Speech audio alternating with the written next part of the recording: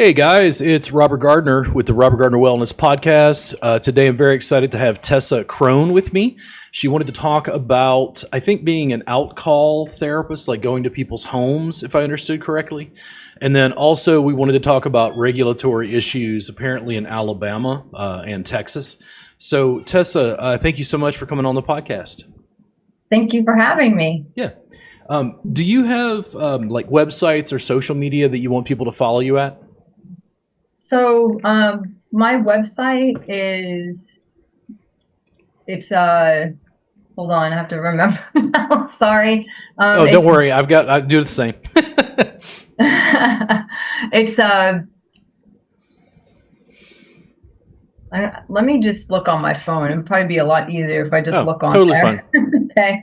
So my business name is Balanced Mobility Therapy. Okay. And I'm located in Mobile, Alabama. Mobile. Yes.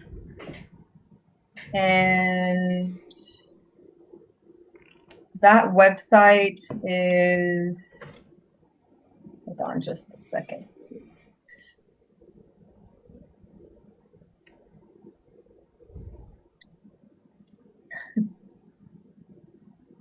It's bmt.glossgenius.com.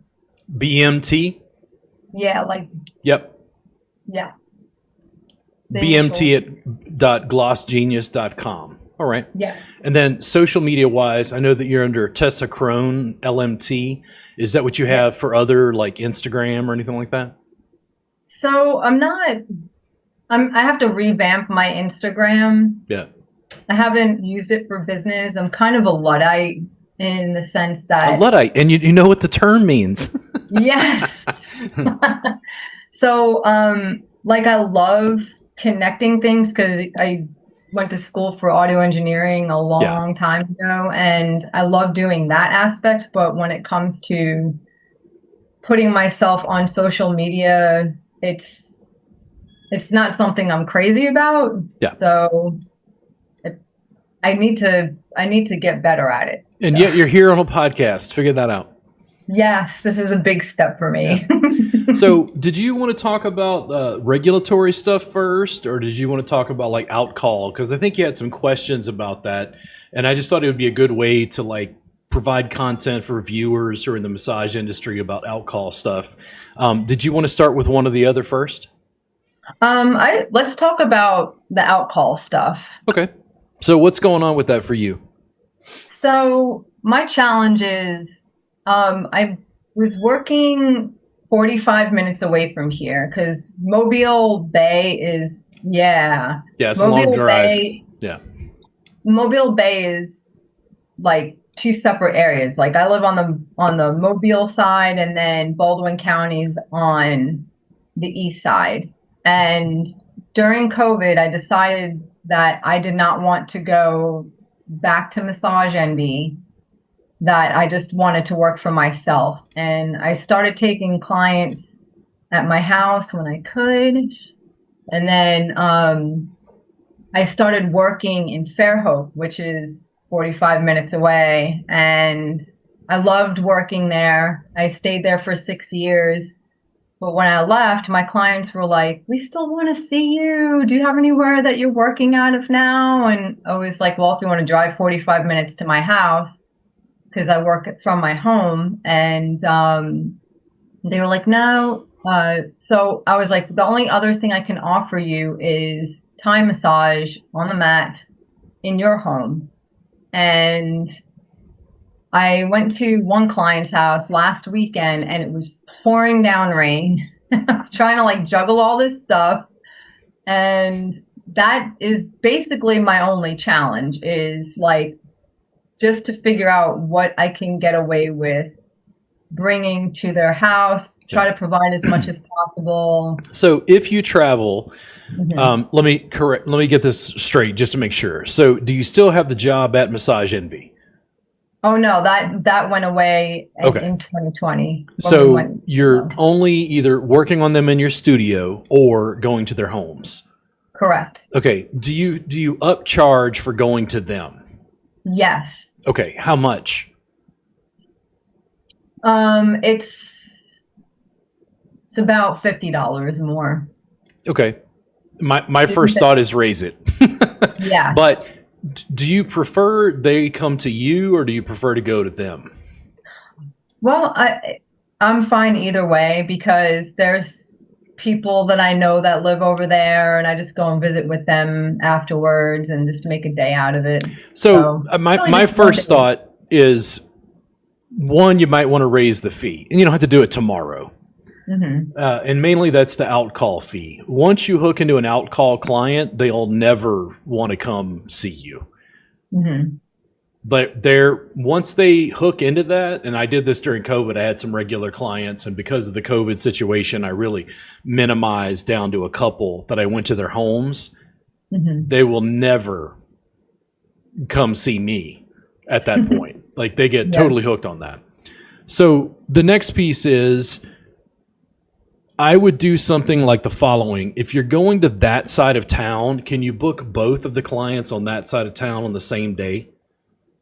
Oh, yeah. The only day that I have available to go over there is Saturday because I'm too busy at my house during the week. You find those clients on that side of town. You travel once the longer distance. Mm-hmm. You minimize that travel as much as possible. And then what's gas running in your area? Anywhere between $3.49 a gallon to $3.80 a gallon. Yeah. And it's like you're not only providing a luxury service, you're coming to their home. It's super nice. They don't have to worry about traffic. But you have to do those things. So that's a funky spot. I definitely think charging for it is the best route. And then on your website or materials, are you offering like outcall services? Is that featured on your website as like an offer? I haven't listed it as that. Okay. I just put, because since the only thing I am offering is Thai massage across the bay, I just booked them with that. Yeah. And that's it. So. And then are some people, so the outcall stuff is only Thai, it's only the mat. Correct. Why did you decide to do that? So I was diagnosed with ulcerative colitis back in 2019, and it took a toll on my body because it went undiagnosed for years because doctors didn't know what I had. They just basically gave me the blanket term of IBS, which is not what it was. I found out from my sister that I probably had that because she has it. And I just didn't want to carry a table. And I really don't want to do table work anymore. Yeah. So why offer them something I don't want to do? Why the move away from table work? I just feel like it is better for my body. Like I just feel so much better when I do Thai massage. And as you say, the the knee on crack, the what do you say, elbow on crack? The knees are like the elbows on crack. Elbows on steroids. And I started changing Sorry, that. not on crack. I would point at my knee and go, it's a big elbow. Yeah. And I would point at my shin and go, it's a big forearm. And I'd point at my foot and go, it's a big hand. Yes. Yeah. So, and I am 50 years old. I do not want to kill myself doing this, and I want to do this for the rest of my life. So for me, it's just so much easier on my body, and I feel more relaxed while I'm doing it. Yeah. No disagreements with me on that. There's a reason I'm like such a dedicated mat practitioner and teach it to therapists. Mm-hmm. The hardest thing I see as an educator, to be completely honest, and this is after, let's see, 2026. So I've been a practitioner for 24 years, and I've probably been teaching for the last 14, I think is about somewhere in there. Mm-hmm. When I think about the problems I see with students who try to pick up what I'm doing and then sell it to clients, they have more problems with the business than they do with the body work. If anything, the body work, they're like, man, this is kind of different. Like this is a different kind of thing. And then they go, oh, wait, how do I sell this? And then that's the thing that they don't usually want to focus on. I don't find therapists to be hot and heavy about like business, marketing, sales, advertising, brand, social media marketing. They don't seem to care about those things as much as they do like the fancy moves. And the thing is, you can't really do it unless you can sell it. Mm-hmm. Yeah. And to be fair, a lot of schools are not teaching how to conduct business properly. Like the business classes are not there. Yeah. Like my business class was a joke in massage school, and I graduated in 2008. Okay. And so they don't even like it's like they set you up to go work in the massage in a box place. How many hours was core curriculum in Alabama? So I actually got my certification in Florida, and that was 750 hours. 750, okay. I think it's less here. Yeah. In Texas, I think it's still, if I'm correct, I think it's still 500. 500 hours, I had a moment where, as an educator who's continuing education, I kind of got frustrated, like, why don't the students know this? And I'm like, Robert, you make all your money teaching the stuff the schools didn't teach. Like, that's, like, what do you, and I'm like, when I really thought about it, I'm like, 500 hours.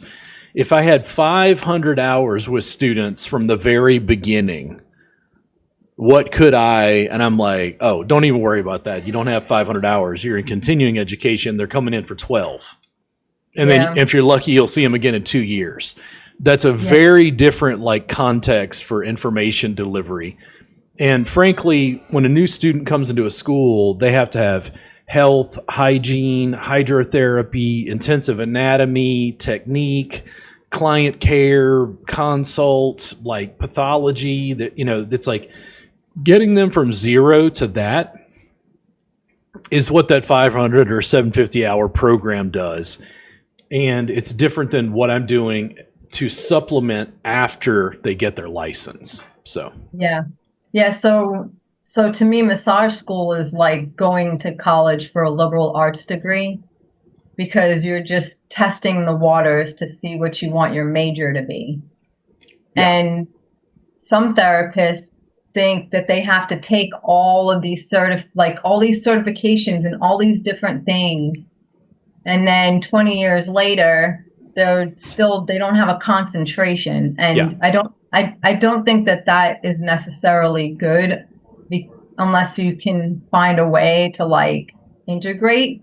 But that's just my opinion. I've always stuck to certain things, and then if there's something that can build upon what I already know, then I'm gonna take it.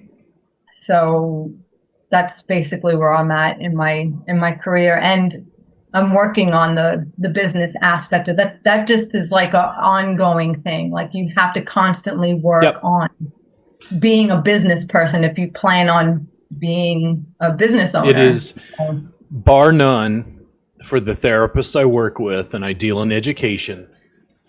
There's a large number of the therapists who work for someone else. There's a small number that work completely for themselves. There's some who work for someone else and then see clients on the side. It is the biggest gap between like self-employed success and then working as an employee. The business side is completely all-consuming, and frankly, as an entrepreneur and small business owner, I feel like I never get to turn it off. Yeah. And if you're cool with that, then great. But if you're not cool with that, that's a real challenge. Yeah. I work constantly. Constantly. Like yesterday I was working on work. Yeah. Just 1 second. Here we go. We're back. Okay. Yeah. Yeah, the ability to turn it off, I constantly see this with people, and it's very, let's put it this way, if I hang out with people who I think of as being employees, they're very put off by my conversation dynamics. Same. Yeah, they're like, I don't like when I teach, I'm teaching something different. Primarily, it's mat based. I still teach table to get them started, but it's primarily mat based. So over time, I started adding business bits into the curriculum to like supplement, because the problem wasn't the body work. The problem was that they had to figure out how to sell it. And you could tell there was distinctly some students who did not want that. And the reason that I gave it to them was they don't have a problem with the body work. They have a problem with the sales. Basically, it's kind of like I started saying stuff like, I'm not really a massage therapist. I just play one on TV. Because they don't really understand that, like, my studio doesn't have a table. I have to borrow one to teach on it. Like, I use suspension. I'm like Spider-Man standing on people. Like, it's such a different practice, but they just assume my practice looks like everybody else's, and it doesn't. And then they go, okay, well, I mean, but the work is really great. And then once they've gotten the work, then they go, oh, okay, how do I sell this? And I go, cool, websites, marketing, social media. And they're like, no, I don't want to do all that. And I'm like, cool, do you be an employee? And they're like, no, but I don't like the boss. And I'm like, I'm with you. I'm with you. But they eventually go, well, when are you going to open a place? And I'm like, absolutely not. I refuse. I'll train you and let you keep 100%. And they're like, no, but I'm like, I know what you want. You want me to open a place and pay for the brick and mortar and deal with the management. And then when it's 10 a.m. and you're not at work, I have to call you and say, hey, can you put the bong down? Because you have a client that's waiting. Yeah. You guys can barely tolerate me as an educator for 2 days. Do you really want me as a manager? Yeah. Like, I'm with you. Like, just understand what your choices are and be mostly happy with it. Yeah. That was one of the reasons why I stopped working for people too, because you're stuck sharing a room with somebody, and I am a clean freak. I want everything clean and sanitized, and it took me almost an hour to get there, an hour to clean the room. I'm there for like 4 or 5 hours straight with barely a break in between, and then it's taking me like 30 minutes to an hour to close out because I have to help with the sheets and all that and clean. So, and then an hour drive home. So it's like an 8-hour day that I'm only getting paid for 4 hours. Yeah. How do you find the cleanup is with the Thai? It takes like no time to clean up. No time. Yeah. It's so easy. During COVID, there was a point, if you watch some of my video, there was a point where I got like these pastel colored sheets that I really liked, and I used a sheet scrunchie to like strap down a Cali King sheet. And then during COVID, I just stopped altogether, and I would just use apple cider vinegar and just wipe down my mats. Oh, nice. They were vinyl, so it was like I just basically stopped doing laundry unless it was blankets or something, or a pillowcase to cover a bolster. Otherwise, it was very little laundry. And I don't think people, again, my practice is different, and I don't think the average therapist comes in and understands just how different it is. Yeah, I was introduced to your practice in 2010-20 through Rebecca Brunfield. Yeah. And you were using a mat with sheets on it at that time, and your suspension class is on my bucket list. That's like the next class that I want to take because it looks amazing. So yeah, well, you have a space. Do they have like studs in the walls, like wooden studs?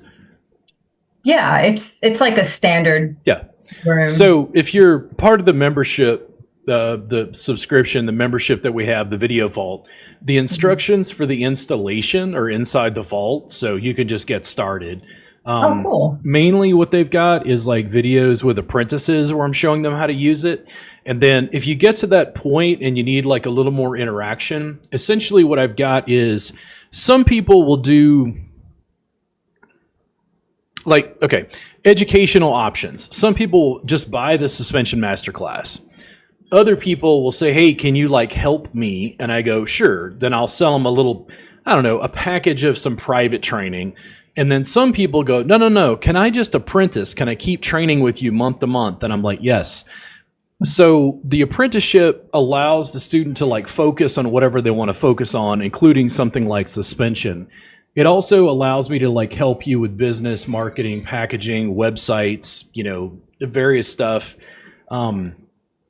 The apprenticeship, in my opinion, is actually where my teaching and curriculum is going. Like, I don't mind producing CE classes and teaching NLPR level 1 or 2 or beyond. But the students who are really growing are the ones who are interacting with me month to month.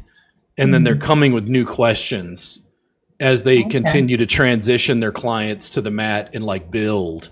So to give you an idea, I did have a student not that long ago. They contacted me and they said, okay, I want to do this apprenticeship thing, but I only want it to be table based. And I go, okay, I will do it. But I want you to understand that after you study with me for 12 months, you might be a dedicated mat practitioner. So you transition them to the mat. And they went, no, but I don't want to do the mat. And I'm like, I understand, but I want you to understand that if you train with me for 12 months, you're going to get up on the table. And when you get up on the table, I'm going to tell you that you're doing mat work. It is inevitable. Like, no one studies with me long term and then like goes, nah, this table makes more sense. Yeah. It's more culturally convenient, but once they start doing it, they go, but wait, and this is the breaking point. When the therapist talks to me, one of my I won't say their name, but one of the apprentices recently, she contacted me privately. This is after 4 or 5 months of training with me, and she's like, Robert, I don't really relate to massage therapists anymore. And I'm like, good, the curriculum is working. Because she's looking at the table and she's like, this doesn't make any sense. Like, the entire massage industry is based on table work. Yeah. But why don't they? And I'm like, because they've never had mat work. They don't know what it is. It's from Southeast Asia. It's not what they were taught in school. End of story. Yep. My friend and I, that's all we trade is Thai floor mat. That's it. I don't want anything else. I was like, I'll trade with you, but we got to do it on the mat. And she said, okay. So that's all we do. Yeah, it's really interesting. Some people, when I talk to them, they'll say that it's more work, or it's like, it's not as relaxing, or I'm trying to think of other like critiques. Like, mostly with the therapist, it's just like, this is weird. My clients want a massage. What the hell is this? And I'm like, the future. And they're like, no, there's no. And I'm like,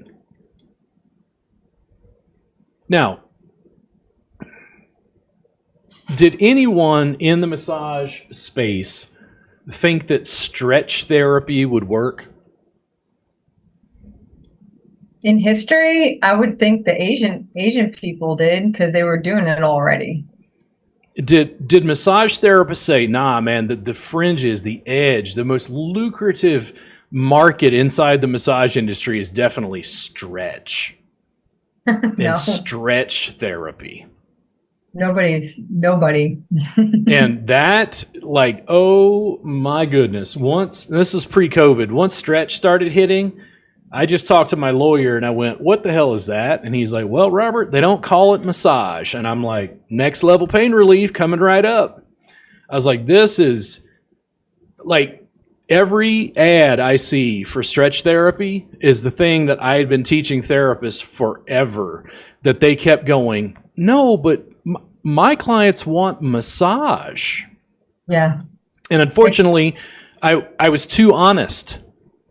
I was a philosophy student, and I went, well, what is massage? Which pisses everyone off, because nobody wants to define. It's like, well, what is a cookie? They're like, Robert. And I'm like, well, when does a cookie become a cake? And they're like, Robert, you always do this. And it's like, it's a philosophy student in me. We can give simple, succinct answers, but there's a dual-sided market for me, which is you're teaching therapists, but you're also working on the public. The public was never that hard. This has been inordinately difficult because the therapists are so fixated on things that they were taught in school. I have gotten to the point where I don't comment obsessively on like social media posts for massage related stuff because I don't feel like it's a good use of my time. Correct. You have to focus on what is important. And it's like, my hands are killing me. And I'm like, scroll. It's like, my body's falling apart. And I'm like, scroll. Like, guys, I've already solved the problem. You just don't want the answer. Yeah. I don't know what else you can tell people to convince them that this work is so much easier and better for the client too. Yeah, it's like I didn't say it. I would like to know that Robert Gardner Wellness and its subsidiaries do not sponsor the opinions of Tessa Krone. If I say it, I'm an asshole. But if you say it, it's like, oh, maybe there's something to this, you know. It's like, guys, it's amazing to me because to let you in on like curriculum. So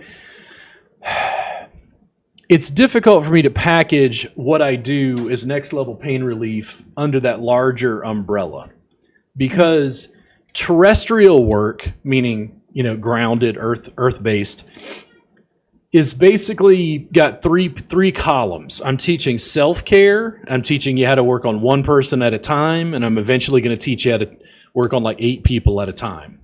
And the therapists go, wait, what? And I go,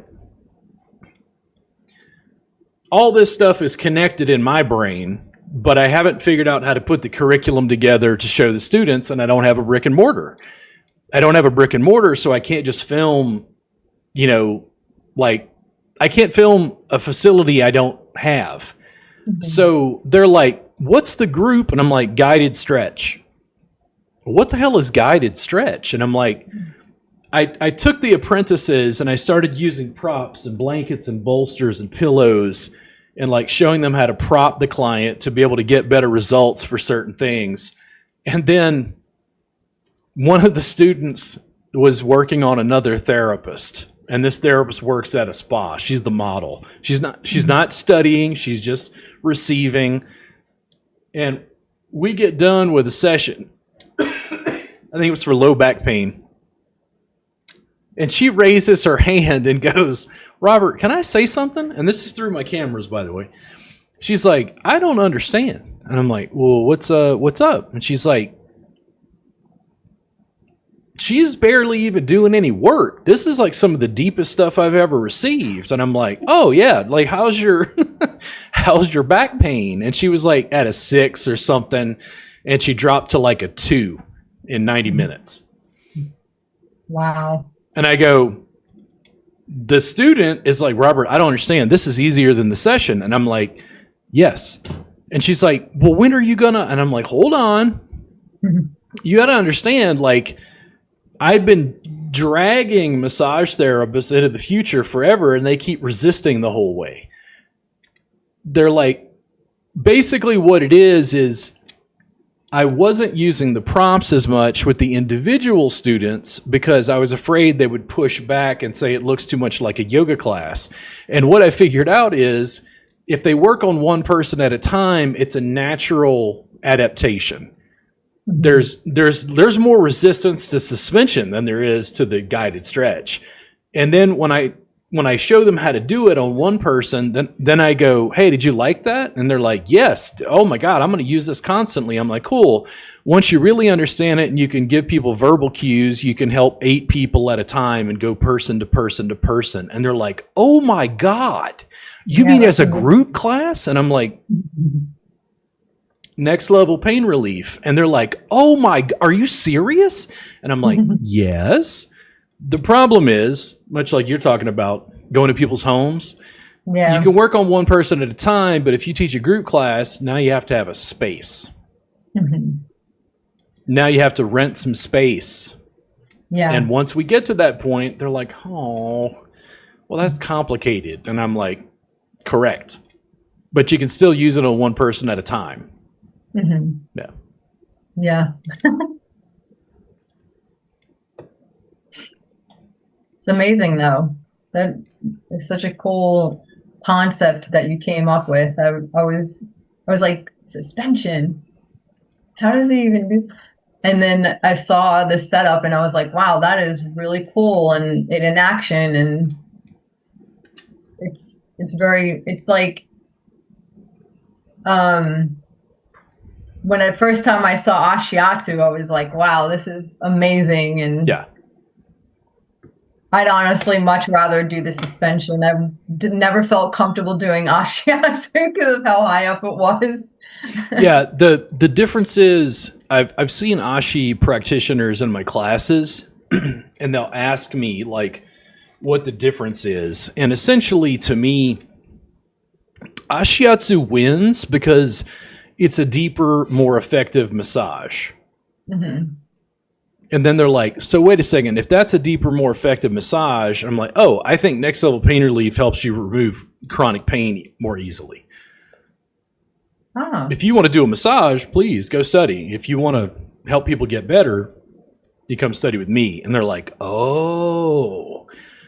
Everything I liked about mat-based Thai massage, the suspension was like putting it on steroids. It was like, everything I loved about mat work, suspension stacked right on top. It did the same thing that Ashi bars did to Ashiatsu. I was like, this is it. Now, I know my influences. I have pulled from a million different teachers and a million different lineages to put it together and go next level pain relief. And people are like, wait, this doesn't make sense. And I'm like, I'm not charting towards mediocrity. Yeah. I'm not charting towards the middle of the massage industry. If the therapist really understood what I was teaching and went, so wait a second, I can show a client how to work on themselves, yes. And I can work on the client one at a time, yes. And then I've got a class format called Next Level Pain Relief. It's guided stretch.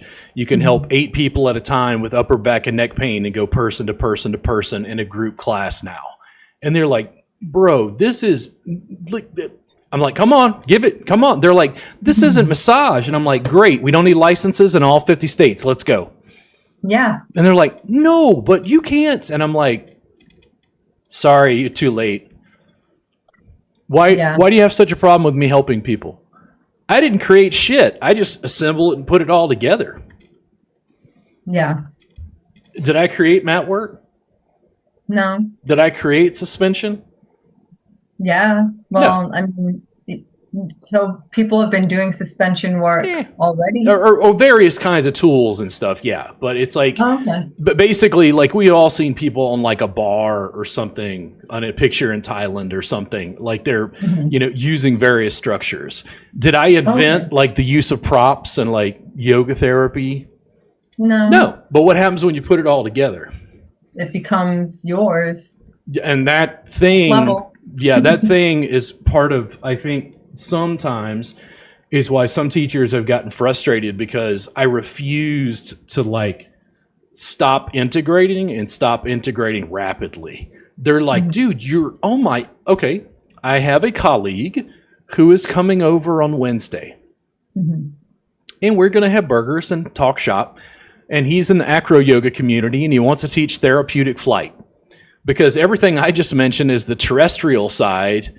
And I'm like, Bill, I need you to come in and talk talk to me about this therapeutic flight. I need to film a therapeutic flight sequence to get the students started. And he's like, oh yeah, let's get together and talk about it. And now, do my students currently look at acro yoga and look at therapeutic flight and think, oh yeah, that's what I want to do? What's therapeutic flight? Do you know what acro yoga is? Yes. When I say acro yoga, what comes to mind? It's that chair, isn't it? When that hangs from the ceiling? No? No. So What? Okay, define. I'm trying to think of what I've seen in the industry. I've seen somebody call something aerial atsu. Have you seen that? Mm-mm. They call it aerial atsu. It's like a little hammock. And then basically when the client's in the hammock, they get underneath and they start like using their feet and like they'll traction their neck, but they're hanging in the hammock, kind of thing. Oh. And that's a wonderful, wonderful adaptation. We're going there, but we just don't have the equipment yet. Acro yoga typically, okay, how do I go into this? Well, anyway, acro yoga generally, I can go into much more detail, but I'm trying to make it as simple for the audience at home. Generally, what happened was the acro yoga community in Austin was interested in Thai massage. So I started teaching them some Thai massage, and they were teaching me therapeutic flight. And the therapeutic flight was like, if you had low back pain, I would lay down on my back. I would put my feet around your hips, and I would lift you off the ground upside down and let you hang off of my feet. Oh, okay. And then I could grab your arms and traction and pull and twist and move you around in the air to get all of these wonderful like movements and stretches and things that you can't get necessarily in a terrestrial based environment. So what I teach is on the ground, it's terrestrial, the 3 columns, right? Self-care, one-on-one, group. Mm-hmm. The therapeutic flight's air. And that's where I'm like, Bill, come here, Bill. You can do this. I'm going to co-opt Bill as fast as I can. And this is the thing: the students haven't understood that I want to keep growing and keep expanding, and they keep going, but you keep changing it. And I'm like, no, you're not seeing the conceptual continuity of the umbrella that's next level pain relief. Once you add it, there are simple ways of like doing things that allow you new movements, new stretches, tractioning the lumbar spine, working on the hips. So I'm trying to give you more tools, not less. The other part that's sometimes confusing to students is I don't force them. Mm-hmm. I don't force students to do suspension. I don't force students to do guided stretch. I don't force students to like only work on a table. They'll start apprenticeship with me and it'll be a year long, and they'll go, so where am I going to be at the end of a year? And I'm like, depends on how much time and energy you put in, and it depends on where you want to go. And they're like, oh. I'm like, it's your practice. I'm not going to force, but I'm trying to give the students like a bigger, broader platform and certainly the most number of tools. I never tell students, the table's inadequate. Tables aren't good. I go, no, if I have a client who can't use the mat for some reason, I just take out a table. And they're like, oh. And it's like, but they don't understand why I'm so adamant about the mat. Like I say this sometimes in my social media. I say, I'm not anti-table. I'm pro-mat. Yes. And then like, but wait, and I'm like, your industry is anti-mat. And they're like, no. And I'm like, your industry is anti-mat. Mm-hmm. It is not allowed. It is verboten. It's not allowed at the school. It's not allowed at the facility. It's not allowed at Massage Envy. It's not allowed. It's not allowed. It's not allowed. And then if they look at what I'm doing, eventually somebody goes, bro, I'm like, here it comes. This isn't massage. And I'm like, good, then we don't need licenses in all 50 states. And they're like, oh, this is exactly. Yeah. So I'm excited to push forward. what I need is dedicated, active students who want to push forward faster than everybody else. And there is nothing about what I'm teaching that charts towards the middle road, the middle of the massage industry. It's always out on the fringes. And as soon as the students catch up, I'm like, let's add something. And they're like, oh my God, dude. Like all the apprentices, when I started, I was like, because I'm still trying to figure out how to teach it. Because you have to like develop curriculum and put it together so the students understand conceptually what's going on. And when I started breaking it out to them, they're like, oh my God, dude, are you serious right now? Is this what we were? And I'm like, yes. Like I just need time and space to be able to continue training. I can't do that in 12 hours. Yeah. Yeah. It's so much more than 12 hours. Yeah. With all those hours. Yeah. The membership, it's like, don't get me wrong. I give them a 12-hour class and I put my heart and soul into it, but it's like the in-person classes are a funnel into apprenticeship. The membership with the Video Vault is a funnel into apprenticeship. The in-person classes are just a funnel into the apprenticeship. The apprentices are the ones who are continuing to refine it and working from week to week. And then they kind of go, well, when are we done? And I'm like, done? Like, I haven't even gotten started. Like, well, you know. That was the reason why I gravitated towards your teaching, because I had taken Thai massage earlier in my career. And I was like, well, now what? You know, it just felt very streamlined and there wasn't anything else. But you do so much that it kind of is, it's not one, it's kind of like one size fits all, because, you know, like it's not just one thing that you're doing. You're doing multiple things and then you keep evolving and building on that. Yeah.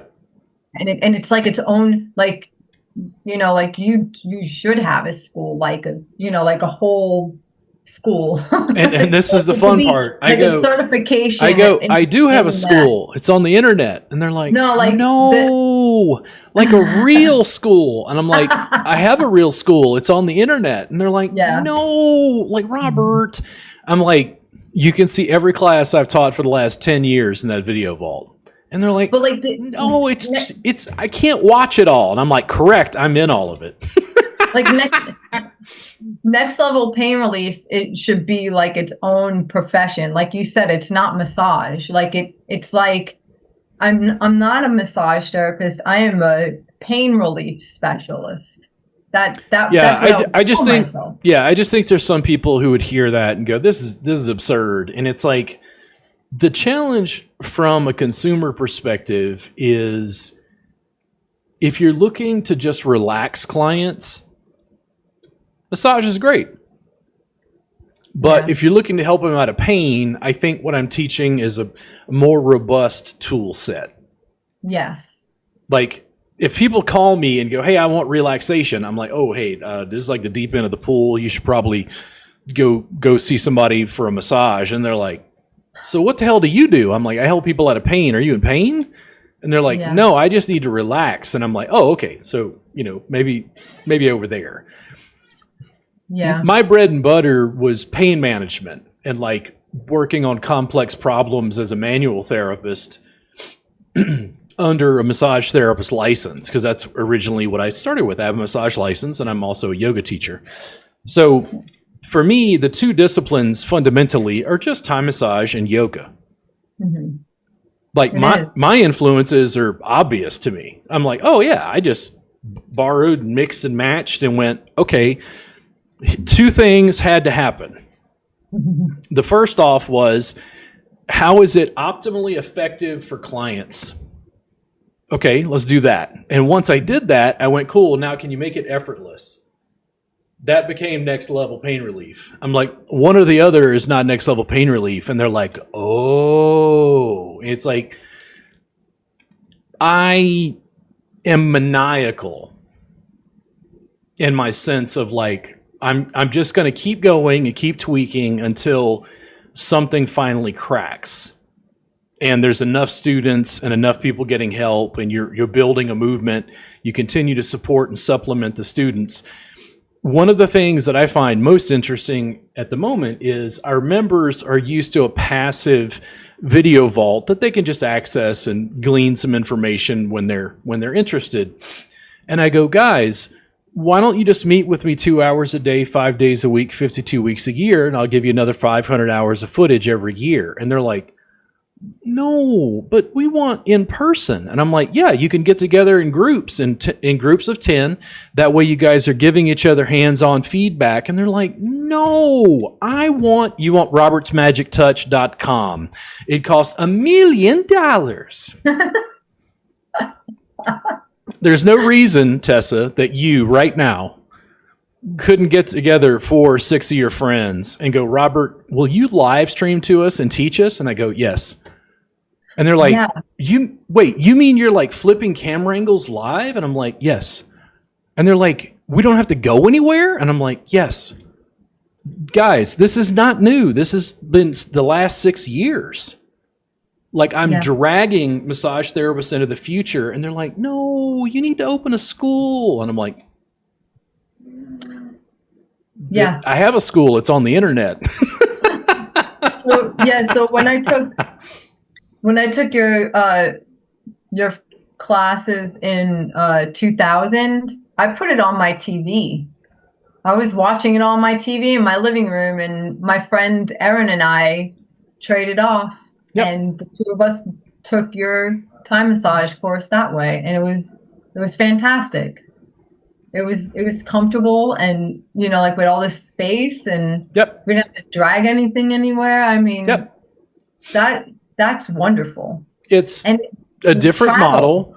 I still teach in person, and one of the things I did is I have there's a student who studies with me outside of Chicago, and then they're kind of interested because they can work with me at a distance, but they need some hands-on. I'm like, oh yeah, when you sign up as an apprentice during the year, you can come in for private training with me for a day. It's 6 hours. And they're like, wait, it's included? And I'm like, yes. And they're like, oh my God. So you mean you're going to work with me every month via the cameras, and then when I want, I can come to Austin. I'll work with you for 6 hours in my studio. You can get a full session for 3 hours if you want, and do 3 hours of training, however you want to structure it. It's your time. You're paying for apprenticeship. My battle isn't in person or online, hands-on or digital. I'm like, it's both. Yeah.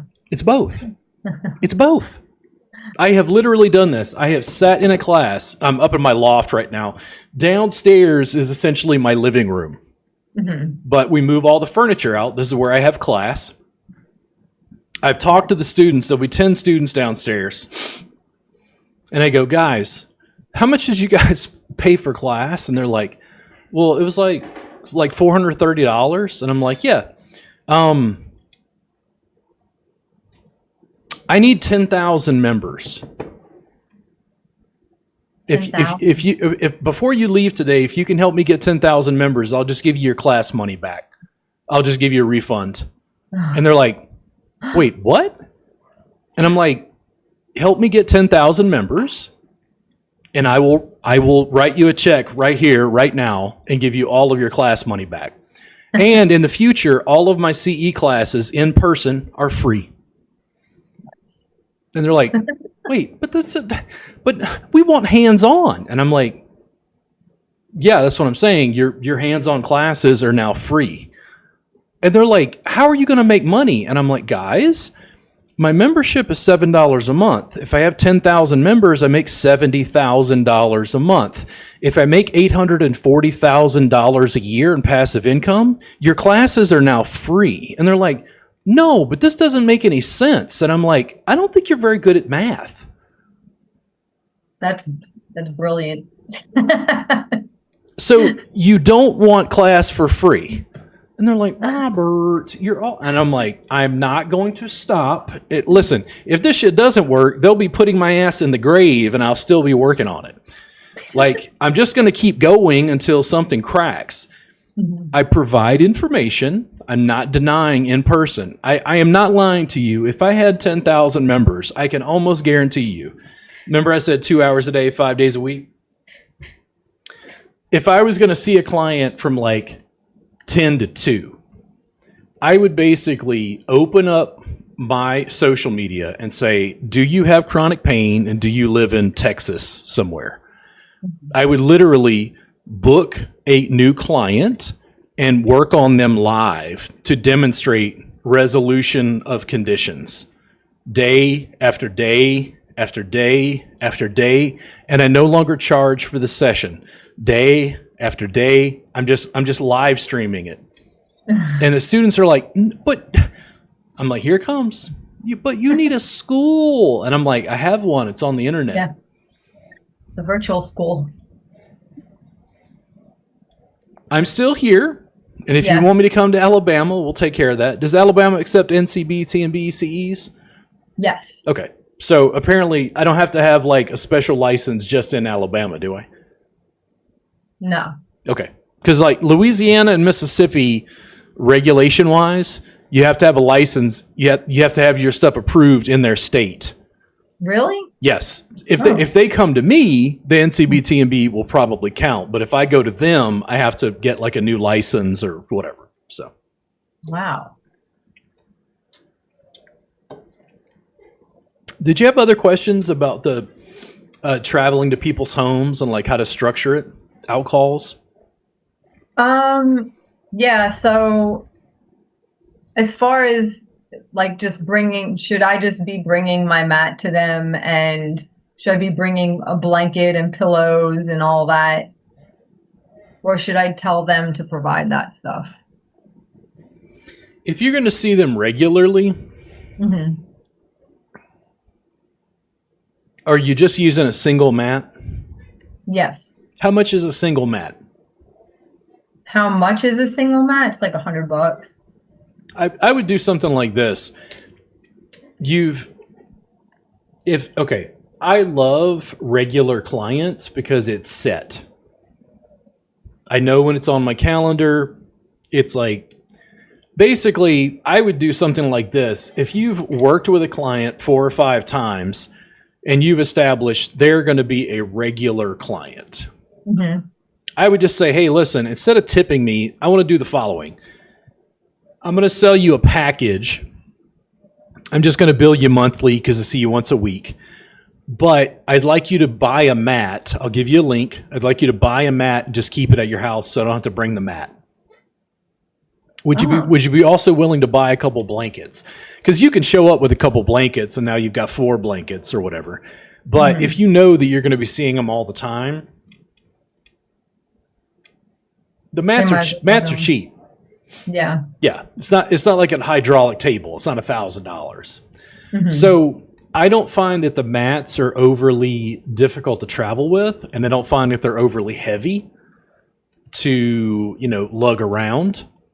But it does feel a little bit more easy if they've already got the equipment. Yeah. Yeah. Good point. Yeah. Okay. And then what else about outcalls? Travel practice. I don't think I have any other questions in regards to that. Yeah. Yeah. Do you sell packages in your practice, or is it just like one-off, like sessions? One-off sessions. Is there a reason you don't sell packages? I think I just was intimidated by them. Is it the record keeping? Not the record keeping. It's I guess the budgeting part, because like you're getting all the money at once, and it's like business drops here sometimes. It's kind of intimidating to know if like the money is going to keep coming in at the same speed. Do you have booking software that does like recurring payments?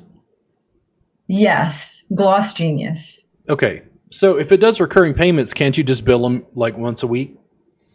I could. Yeah. I mean, it's just So instead of getting a lump sum, I should be charging them per. yeah. It's like if you want to do lump sum, that's fine as well. They have more of a sense of like buy-in. But one of the things that I've noticed is if somebody signs up for recurring payments, they have to actively cancel. Oh, okay. And there's I don't really want to cancel, but sort of, yeah, like, does Gloss Genius, let's say if somebody's being billed once a week, does it have a way to just cancel a single payment where it doesn't bill that week? I would think so. I haven't looked into it because I have not done reoccurring payments before. Yeah. So. It feels like there's less upfront cost if they're just paying, weekly. If somebody wanted to pay, a lump, then it's more a software issue at that point in terms of what's available.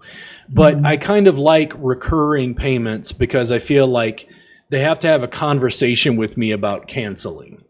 Okay. And there's no pressure. I don't know. I'm not a used car salesman or a chiropractor. I'm not trying to like create this vicious like circle of like you have to keep coming back. Yeah.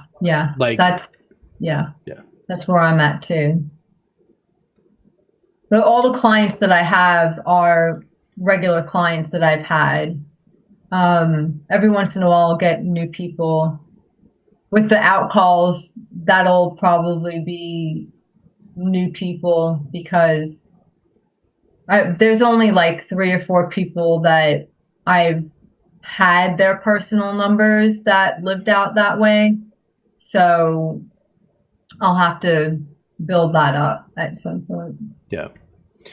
The process for building, one of the things I would do is I would hike up the fee. If you don't want to travel, if you don't want to be a primary focus, I would hike up the fee for going to them to encourage them to come see me, because coming to see me in my studio almost feels like a discount compared to what they're going to pay.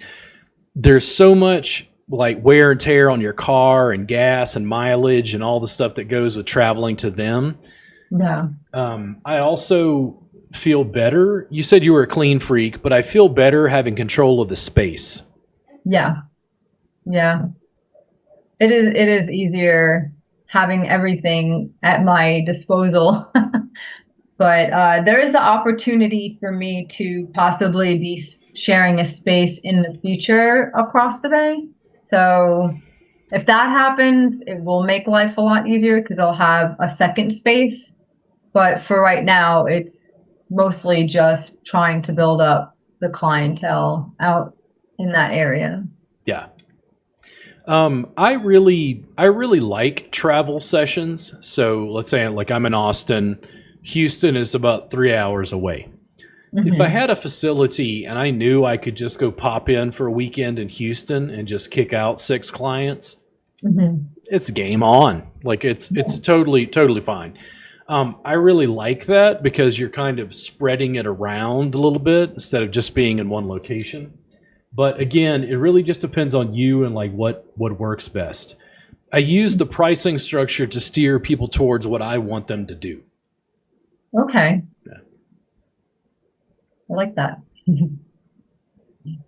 Yeah, there's like when the students I've learned from years of working with them on a table or a mat, the next level pain relief class is both table and mat. We cover both platforms in the same class so they can compare and contrast. And they go, well, how do I get them to the mat? And I'm like, you give them 90 minutes for the hour table fee. And they go, wait, what?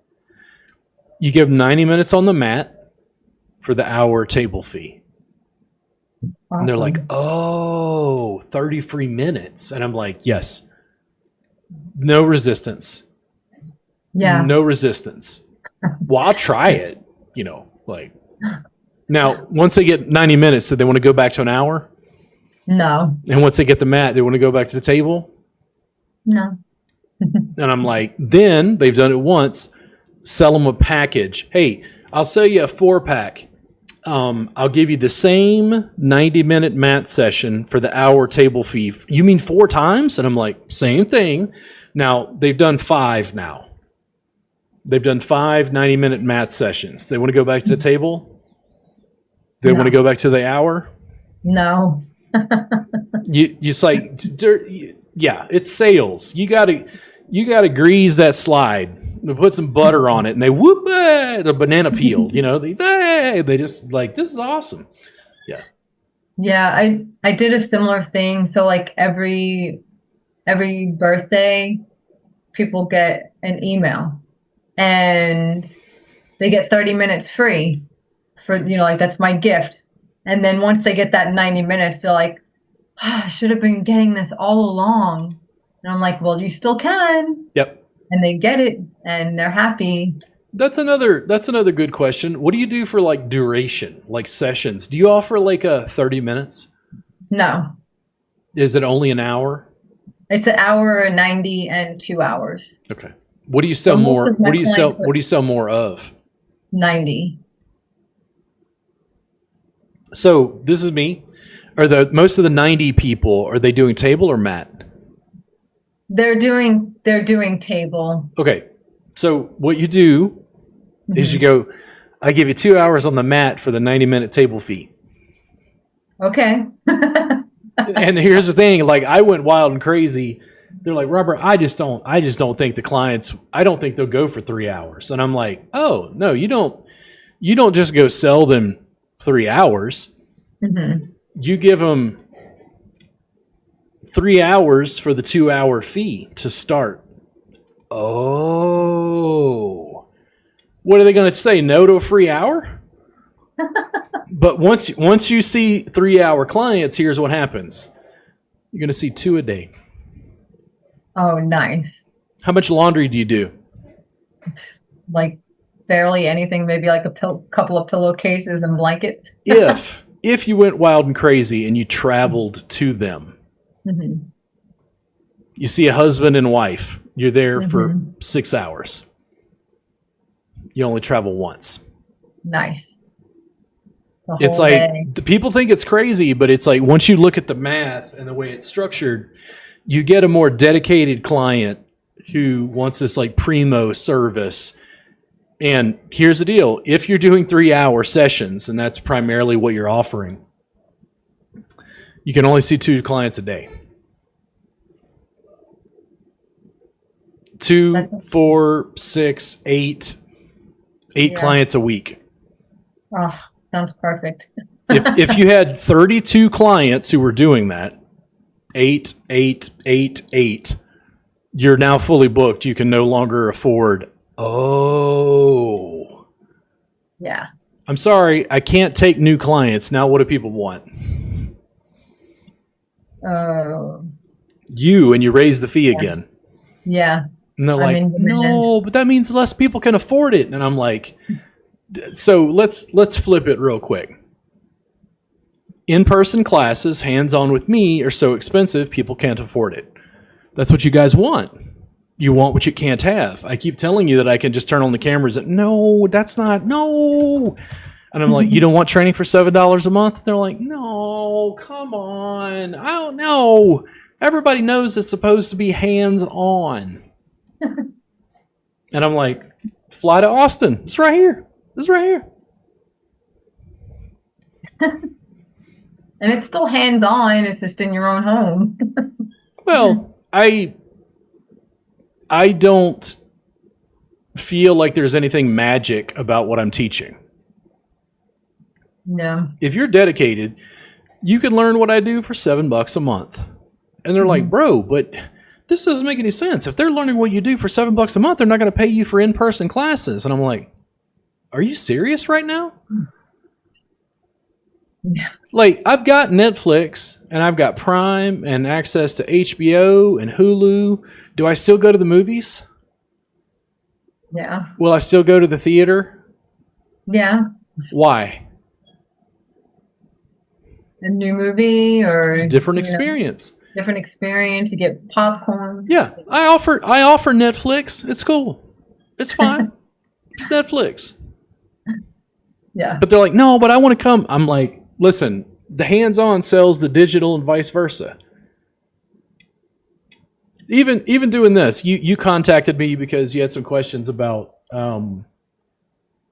like doing outcall stuff. And then I think you commented on a Facebook post, and I'm like, hey, you just want to do a podcast? Yeah. After this podcast, I'm going to make a quick guess. You're about 70% more likely to eventually buy something else. I don't know what it would be. Maybe it's apprenticeship. Maybe it's a private training. Maybe it's a suspension class, something. Yeah. This is business. Like when I help people and make myself available, they trust me and go, yeah, I want to buy more of his stuff. And I'm like, So what kind of questions were you having about like regulation? Because that was like the next topic you wanted to go into. So our board here, like it started out, this company, Warren and Company, they were charging people for sex trafficking, support, overcharging for license fees and saying that they needed it for sex trafficking. But meanwhile, it's Alabama law enforcement is taking care of that. Why do we need to pay for that out of our fees? So all this money ended up going into the pockets of the people that worked for Warren and Company, and it got transferred over to the nursing board, who is extremely overwhelmed, and they claim that they don't have enough money to keep running the board. That's the thing about government. You ever notice that about government? There's never enough money. Yeah. They're just always a little short on the finance. Yeah. Yeah. And then they charge more fees. So give me an idea. In Alabama, your renewal as a massage therapist, your massage license, how much is it? I do not know off the top of my head, honestly. Okay. And then how often does it renew? Is it every year or every 2 years? It's every 2 years, and they just recently changed it because getting a massage license in the state was like a complete joke. In 2014, it looked like they just photocopied the same paper over and over again. And you fill out your application and you send it in, and you could get a massage license. Then they decided, we need to do background checks, which it wasn't even like a proper background check. It was like if you wanted to get a job, it was like that kind, like an employment background check.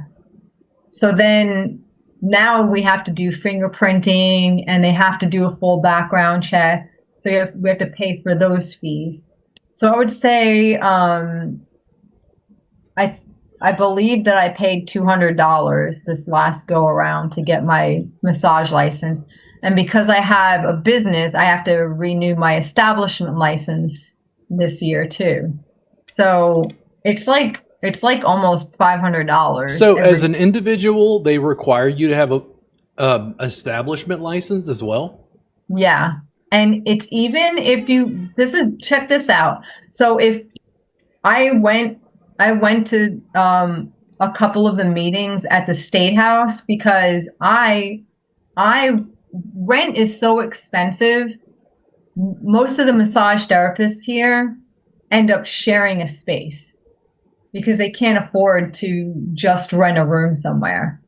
And so I was like, I think that we should be able to have like collectives or collaborations where therapists can share an establishment license. And they were like, oh yeah, you could do that, but you all have to share a scheduling system. Like you all have to have access to it. And I was like, I'm not going to give anybody my credentials so they can look at my schedule. Why would they need to look at my schedule for? And that's basically where they left it at. And now in October, the board is up for sunsetting again. And if it doesn't sunset, it's going to go to the Department of Health and Human Services. So things are going to change again. Like things are always changing with them, and it's so confusing. So in Texas, and it's different state to state. For any of you who are following this, maybe you're not a massage therapist. Massage regulation is state to state. There's a handful of states who still don't have state regulation. There's a certification, which is voluntary, not mandatory. And then In Texas, the way it works is I have an individual massage license, but I don't have an establishment license because I don't own a massage establishment. You have to have 2 or more therapists working out of the same space to have an establishment license. And then what I get a little confused about is, let's say you're a massage therapist and you're renting a room, but you're just both renting the room on different days. In Texas, I don't believe that needs a massage establishment license. Wow. Yeah, here an inspector came to my house, looked at my schedule, looked at, like everything that he needed to look at, got to have a fire extinguisher. And he's like, yeah, your house is very clean and da-da-da-da, and that's it. And I'll never see him again. He won't inspect again. Yeah. And that's also part of the problem too. They tell people that they have to have an establishment license, but there's like tons of people that don't even have an establishment license, yet they fly under the radar all the time because they don't have secret shoppers going to these places or checking anything. It's just one dude in Montgomery that is a retired security guard or whatever. I've got, from my side, I've got a license as a therapist in Texas, a license as an instructor, and a license as a continuing education provider. Okay. So I have 3 licenses in Texas. When I asked you if Alabama accepts MCB, TMB, CEs, is because if they require it legally, it means I'd have to get another license in Alabama to be able to teach there. And then I'd have 4 licenses. In addition, so let's use Louisiana, because I know Louisiana is this way. Okay. If you come in from Louisiana, I can give you CE credit if you come see me in Austin. But if I go within Louisiana state borders, I have to have a license in Louisiana as a continuing education provider, so I have to have another license. Okay, I got you. So if you were living here, you would have to have a massage license. That's ridiculous. So the other part that students sometimes don't think about is like I'd hop over into Arkansas. I go to Arkansas regularly up to Conway and teach there. And I go, hey guys, I'm able to come here and teach because Arkansas had its own individual board where I had to get my individual classes approved. That a board eventually went under. They've changed rules. And now Arkansas actually allows NCB, TMB approved courses. So I don't have to have an additional license. So I go to Arkansas, I'm teaching a class, and I go, guys, would you guys like it if I just stayed some extra time and just gave you guys sessions? Like you could pay for a session with me? And they're like, yeah, can we do that? And I'm like, no, I don't have a massage license in Arkansas. And they're like, wait, what? And I'm like, that's ridiculous. Yeah. So I can go into your state, I can teach, I can work on you in class, but technically I cannot give you a session in the state of Arkansas because I have to get another massage license because it's in another state. That doesn't make any sense. But that's the law. The money game. Who said it had to make sense? Oh, it makes sense because somebody's collecting. For them, yeah. It's like, I'd only fight it so much. It's another reason why I've leaned so heavily towards online education because it just gets rid of all that. It democratizes people's access to information, which I'm a big fan of. Yeah. It's not that I won't go to certain places and teach, but there were certain states. Does Alabama go through CE broker yet? What do you mean? So Florida, Georgia, North Carolina, Tennessee, Michigan, there's a handful of states that you have to put their information through a CE broker. I feel like I've been on CE broker before, but I'm not quite sure. Like, do you mean can people in Alabama obtain a CEs through CE broker? The states that use CE broker, my understanding is their state has made an agreement with CE broker. And basically, I'm forced to submit information to CE broker. And let's say you were in Georgia. If Okay. you took a CE class with me in Georgia, I have to submit your information to CE broker to tell Georgia that you've taken my class. It's another layer of red tape, and it's like this in every state. And the more I describe it to people, they're like, "Dude, this is absurd." And I'm like, "But it's the law." Yeah, that's ridiculous. Wow. Yeah. Yeah, it makes more sense for you to do online teaching for the amount of red tape you'd have to go through to teach in other states. Dude, well, let's put it this way.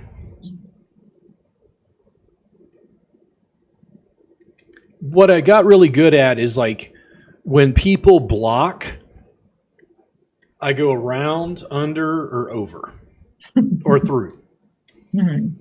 And they keep going, but you keep changing. And I'm like the Pirate Bay. Let's go. Yeah. I've literally got people, they're like, man, I had somebody working for me years ago, and they're like, man, the problem with your stuff is that it's digital. And I'm like, why is that a problem? And they're like, dude, people are going to steal it. And I'm like, oh no, people are going to set up mat-based practices all across the United States and do suspension with yoga therapy and help people out of chronic pain using abdominal work and advanced manual therapy. Oh no. Like, bro, that's like, good Lord. Yeah. The digital stuff sells the hands-on and vice versa. I love it because it's always there. When you go to a live class, it's like, okay, I got to look through this manual to remember, and that just doesn't transfer over very well for me personally. I don't deny people to come take an in-person class. I travel, I teach, I keep doing it. I've got 2 little SD cards full of video because I have to put the digital information together in some video editing software and put it together so I can upload an entire class I just taught in Missouri. I go teach in person. The problem is it was just those 10 students and it was just for those 2 days. Now what? Yeah. Why don't we keep going and supplement? Mm-hmm. I'll work with you as an apprentice once a month, 90 minutes through. Well, no, but I want some in person. I'm like, hold on. It's 90 minutes each month. We're going to go live. I'm going to be able to flip camera angles live from 4 cameras, communicate with you just like I'm communicating with you now. You're going to be able to see it. I'm going to work on a model. You're going to work on a model. I can see you. You can see me. And it's like, well, what about the hands-on? I'm like, at some point, you can fly to Austin, and I give you 6 hours of hands-on training one-on-one privately in my studio. And they're like, oh, that's awesome. And I'm like, see, it's both. It's not either or. It's both. The problem is, I think our industry doesn't know what to do with the internet, frankly. They're afraid of it. And I'm like, I like Wikipedia. Like, I like online tutorials and access to information and YouTube, and like, why is that a problem? It's like, well, it's not perfect. I understand. Everyone would love it to be in person and hands-on. And I still teach those classes, fly to Austin. And they're like, but it's expensive. And I'm like, yes, that's why. Yeah.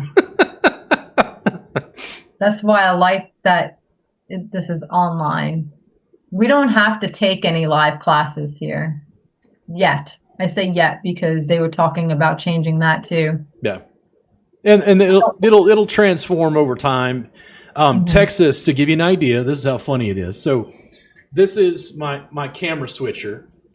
I love that. So by the way, when I'm up in suspension, I can press buttons and just flip camera angles.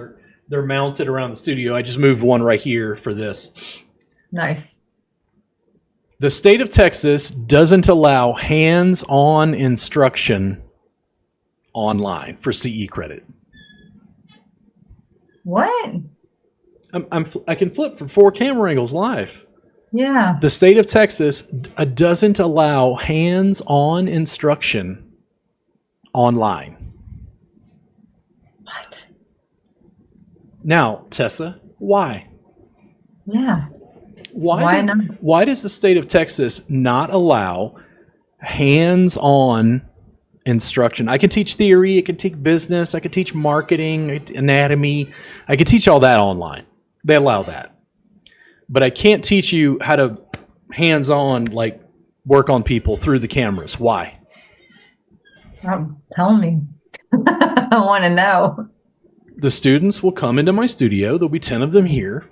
And I'll go, guys, remember I was talking about teaching you for $7 a month? And I said, I'll give you a class for free.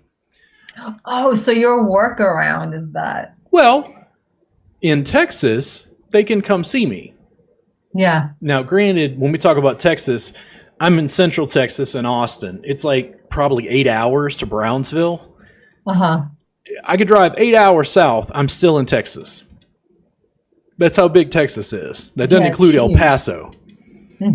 So you have to be kind of in the Central Texas triangle to come see me easily.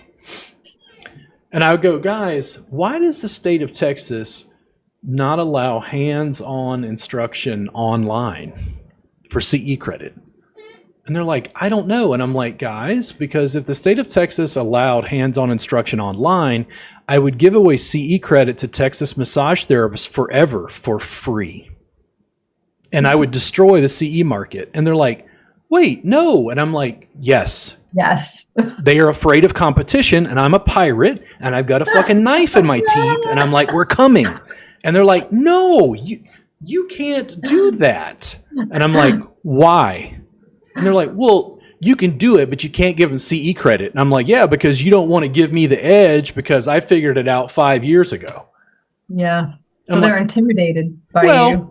They think, no. It's to preserve the purity of hands-on instruction, the way that we should learn. And I'm like, no, it's to prevent competition. That's why the law exists. Yeah. It's an artificial barrier of entry that prevents competition. Because I would destroy the entire CE market in Texas tomorrow if they changed that law. And everyone, who would get in trouble? You. Why? Why would other massage educators get mad at me? Because Tessa? you've cornered the market on online. And I go, cool. You don't like it? Compete with me. Yeah. But you're gonna have to pay them to take your class because mine's are free. So you're gonna have to give them a better offer. And they're like, wait, the students in class, they're like, I don't understand. How are you going to make money if it's free? I'm like, I'm going to sell it to the other 49 states. And they're like, oh, shit. Oh, my God. And I'm like, yeah, it's only 49 other states full of students. Yeah. Why not do that? Why not do that daily? Why not train 50 states worth of students every day? Wow. Every day. Yeah. No, but I'm like, go ahead and say it. We want robertsmagictouch.com.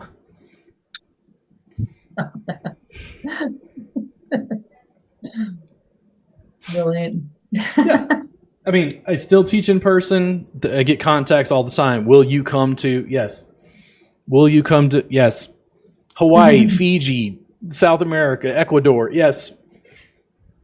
Like, I'm not fighting teaching in person. It's just that I know I can only be in one place at one time. Yeah.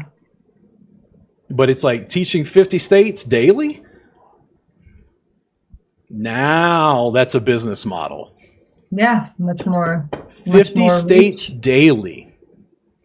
I can go in right now and talk to our membership group and go, guys, I'll see you tomorrow at 1 p.m. And they're like, no. I'll just watch it later. Now, why do they want to watch it later instead of participate live? Yeah, because they'd rather. I'm busy, and I'm like, yeah. As am I.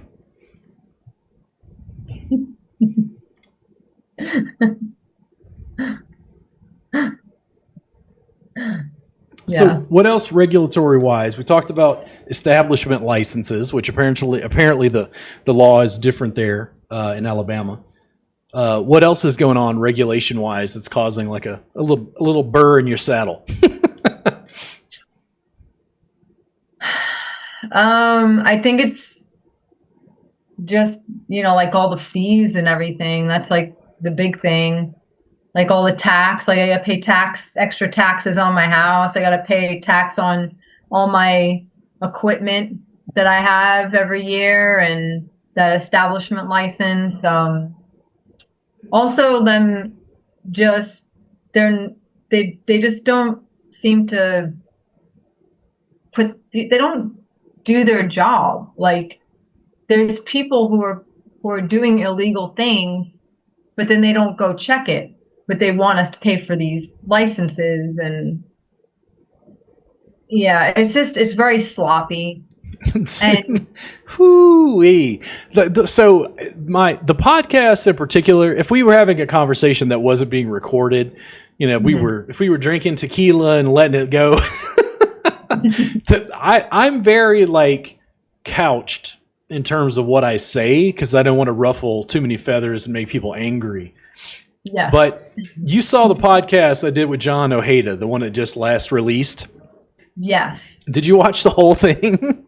yes. I watched the whole thing. Did you see the look on his face when I talked about how many people took the licensing exam in simplified Chinese?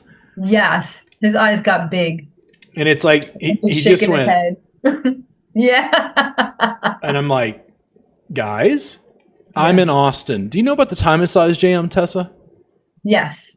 Yeah, the time and size jam is something I've been running forever. I've taken a step back because Tammy Shepard was kind enough to like pick up her jam and like run that. So I kind of stepped back because I was trying to promote and do other stuff. Mm-hmm. So the only thing that shut us down was COVID. And essentially what the time and size jam is for 8 years pre-COVID, once a week, I got together with my friends here in Austin and we just had a big community bodywork event.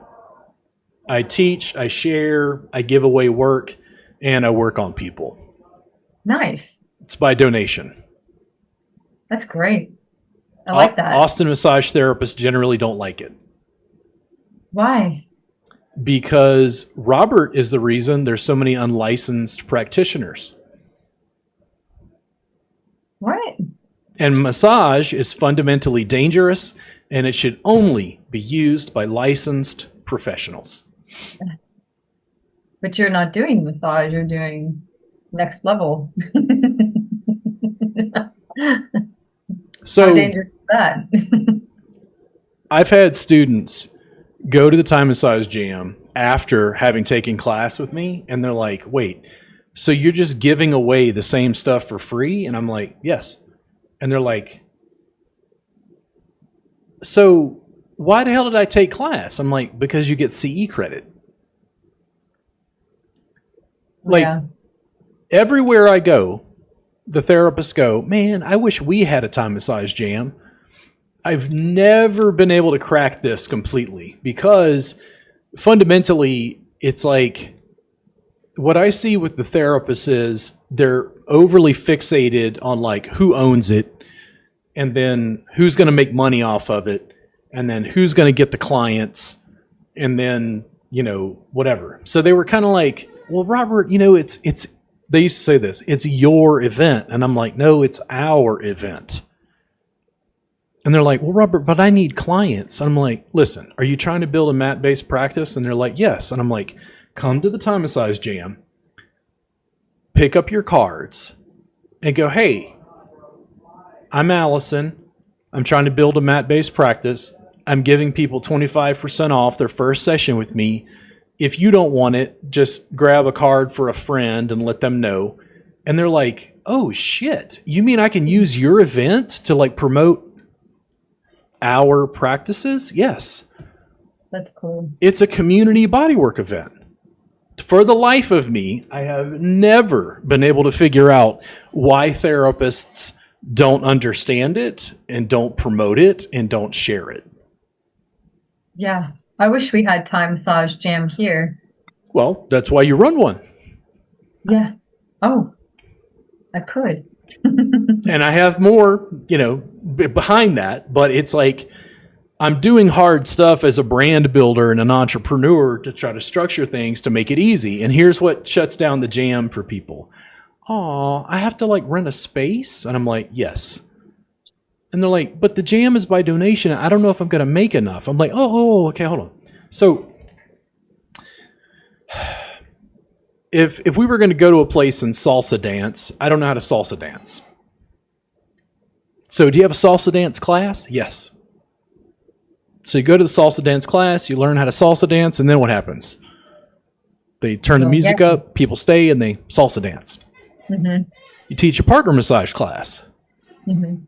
You teach your partner. Well, then what happens? I'm like, the people who come to the partner massage class get used to working publicly, clothes on a mat, and they decide to stay, and they form a community event called Thai Massage Jam. And they're like,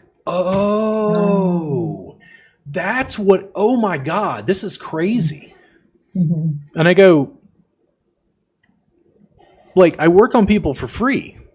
Like, if you're a massage therapist in Austin, you have carpal tunnel syndrome, I work on you for free at the jam. When I have clients who can't afford it, I work on them for free at the jam. When I have students who tell me they can't afford class, I teach them for free at the jam. And they're like, no, you're not. I'm like, here it comes. You're not following the rules. And I go, yes, but I have a lawyer and I don't break the law. Yeah. I don't chart to the middle of the massage industry. Like, listen, people need help, and I try to provide it to the clients and to the students. I'm exceptionally dedicated to what I'm building. I'm trying to create more options for the public and then more options for the therapists. The thing that I can't deal with is too many massage therapists are broke and then in pain. And I'm like, let's change it. And they're like, no. And I'm like, okay, you always do what you always did. You always get what you always got. Let's change it. And they're like, no, but change is hard. And I'm like, yeah, the Buddha talked about that, didn't he? Didn't the Buddha talk about impermanence? Yeah, I think he did. Yeah, I think he did. So do you teach people how to run a Thai massage jam? Yeah, so as a curriculum kind of developed, have you seen the partner massage class that's in the video vault? No, I am not gonna lie. I need to redo my membership. Oh, okay. Yeah, I'm gonna go back into it. People express this timid kind of shame, and I'm like, oh no. It's just it's like people come and go for various reasons. Inside the video vault, have you not seen the new video vault at all? I have not. Oh, okay. So I've only taken recent classes, so I have I'm guessing this is in the membership part. So we had a school on Teachable. Okay. Yes, I was on that. We have moved to a new school on essentially what's LearnDash. But they don't know that, but it's that's the software. When we changed over, part of the problem I had with Teachable was Teachable wasn't really structured for what I'm doing. Mm-hmm. So I needed graphics. Mm-hmm. Netflix. Not text. They're not going to read. They need a picture. Click, click. So I had to move our CE classes and move the video vault, the membership, and then reorganize it. In my opinion, once you get inside, it's massively cleaned up so that it's do you want table? No, I want mat. Okay, do you want beginner mat? Oh, okay. Next level pain relief, level 1, right there. Oh my God, you've got it all broken down? It's yes, there is a partner massage section. Mm-hmm. That partner massage class is what I watch you do through the cameras, and I work with you. And if you can teach that partner massage sequence with me on camera, I have you fill out some paperwork, pay a little fee, rub-a-dub-dub, yay God, you're Thai Massage Jam certified, you're going to run a Thai Massage Jam in Alabama. Oh, so I have to make sure that you can teach that little partner massage class, and then you're going to add to it. You're going to embellish. You're going to add some great footwork or handwork or some additional stuff, some scalp, something I didn't cover. It's I just need to know that they have a bare minimum of knowledge to be able to work with people publicly and feel comfortable sharing it. I also have sort of ongoing support The Thai massage jam has been a little bit more challenging, and I think it's because it's by donation. A lot of the therapists I work with can't see the profit potential. Like, I need money. Yeah. And I'm like, Thai massage jam.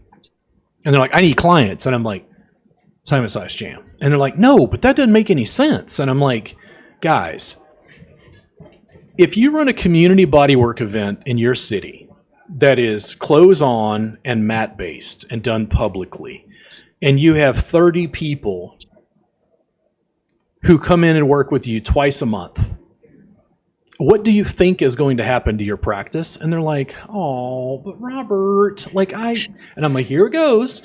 It's like, listen, there's a difference between selling massage, because people already know table, cream, glide, and nudity. Massage. What's this? I don't understand. Thai massage jam. You show it to enough people, you let those people select you, and here's the deal. It doesn't mean that everybody goes to a jam becomes a client, but it means everybody who goes to the jam talks about you. And every time one of their friends says something, they're like, no, you need to go see her. You need to go see Tessa. Tessa runs the Thai massage jam. You're building community support and community rapport and community belief and community structure that promotes what you're doing. Now, if you put your phone on a tripod and you start filming sections of the Thai massage jam and putting it on your social media, what's it look like when there's 30 people in the background all working on it? Looks like it doesn't look like Tessa has a practice. It looks like Tessa's starting a movement. Yeah. But it's because we're selling something slightly different. So how do you package it?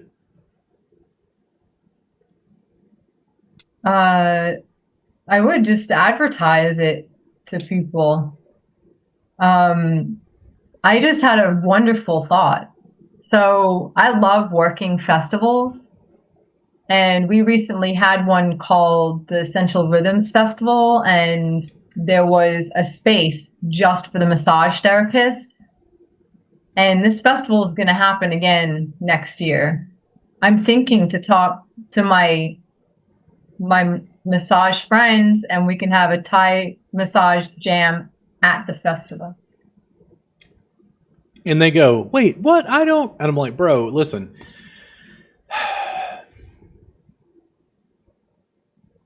You're going to raise fees for the clients. And then if you start teaching like I did, you're going to raise fees for the classes. The Thai massage jam became the in-person outlet valve that said, if you can't quite afford it, it's fine. Just come to the jam. I'll work on you and teach you there.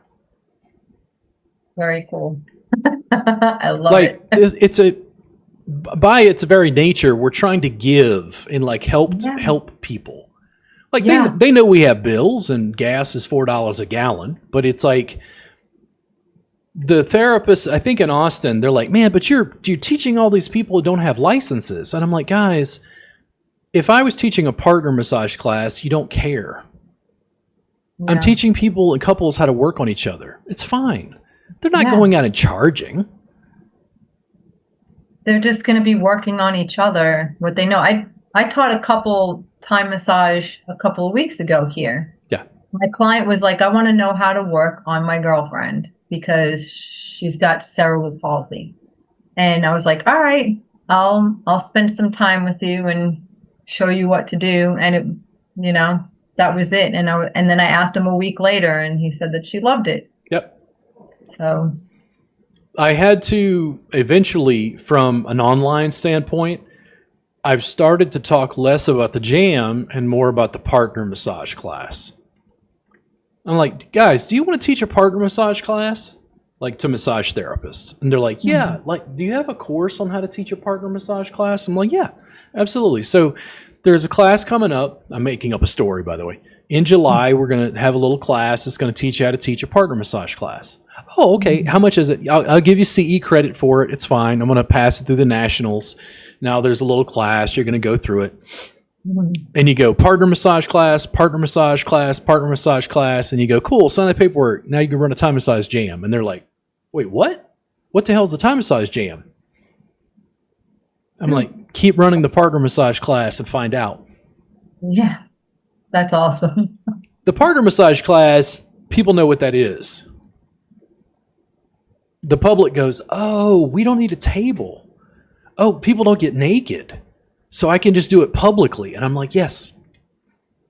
Come as you are. Now, if you charge, I don't know, $40 a couple, and you have 8 of them, you'll make $320 for your 90-minute class.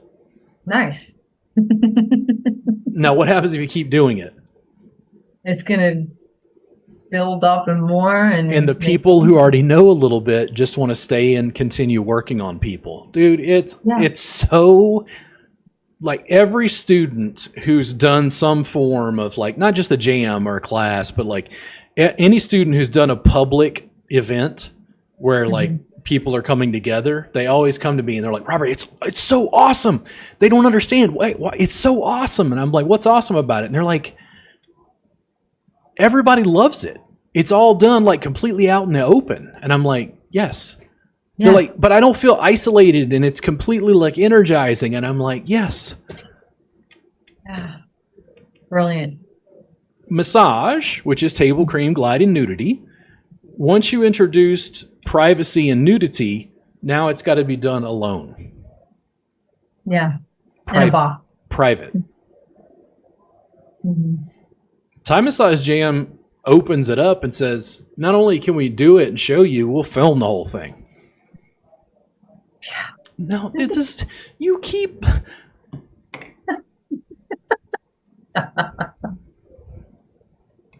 It's a great way to advertise too. Like it's the weirdest thing because you think, wait, but if you've got this thing and you're giving it away, why are they going to pay you? Because they want to learn more, you know? They had a taste of it too, so... And it's easy. Like there's, well, but if people learn how to work on each other, then they won't come see me. And I'm like, bro, listen, I guarantee you, I can watch a tutorial on how to change the oil in my car. When's the last time I changed my own oil? You do it. I'm busy. Yeah, exactly. Same thing. The people who want to come and work on each other and want to have that community rapport, it's great. You're working on health, wellness, hygiene, interpersonal dynamics, consent, like you're learning to work on each other. Ow, that's too much. Oh, okay, let me back off, use something broader.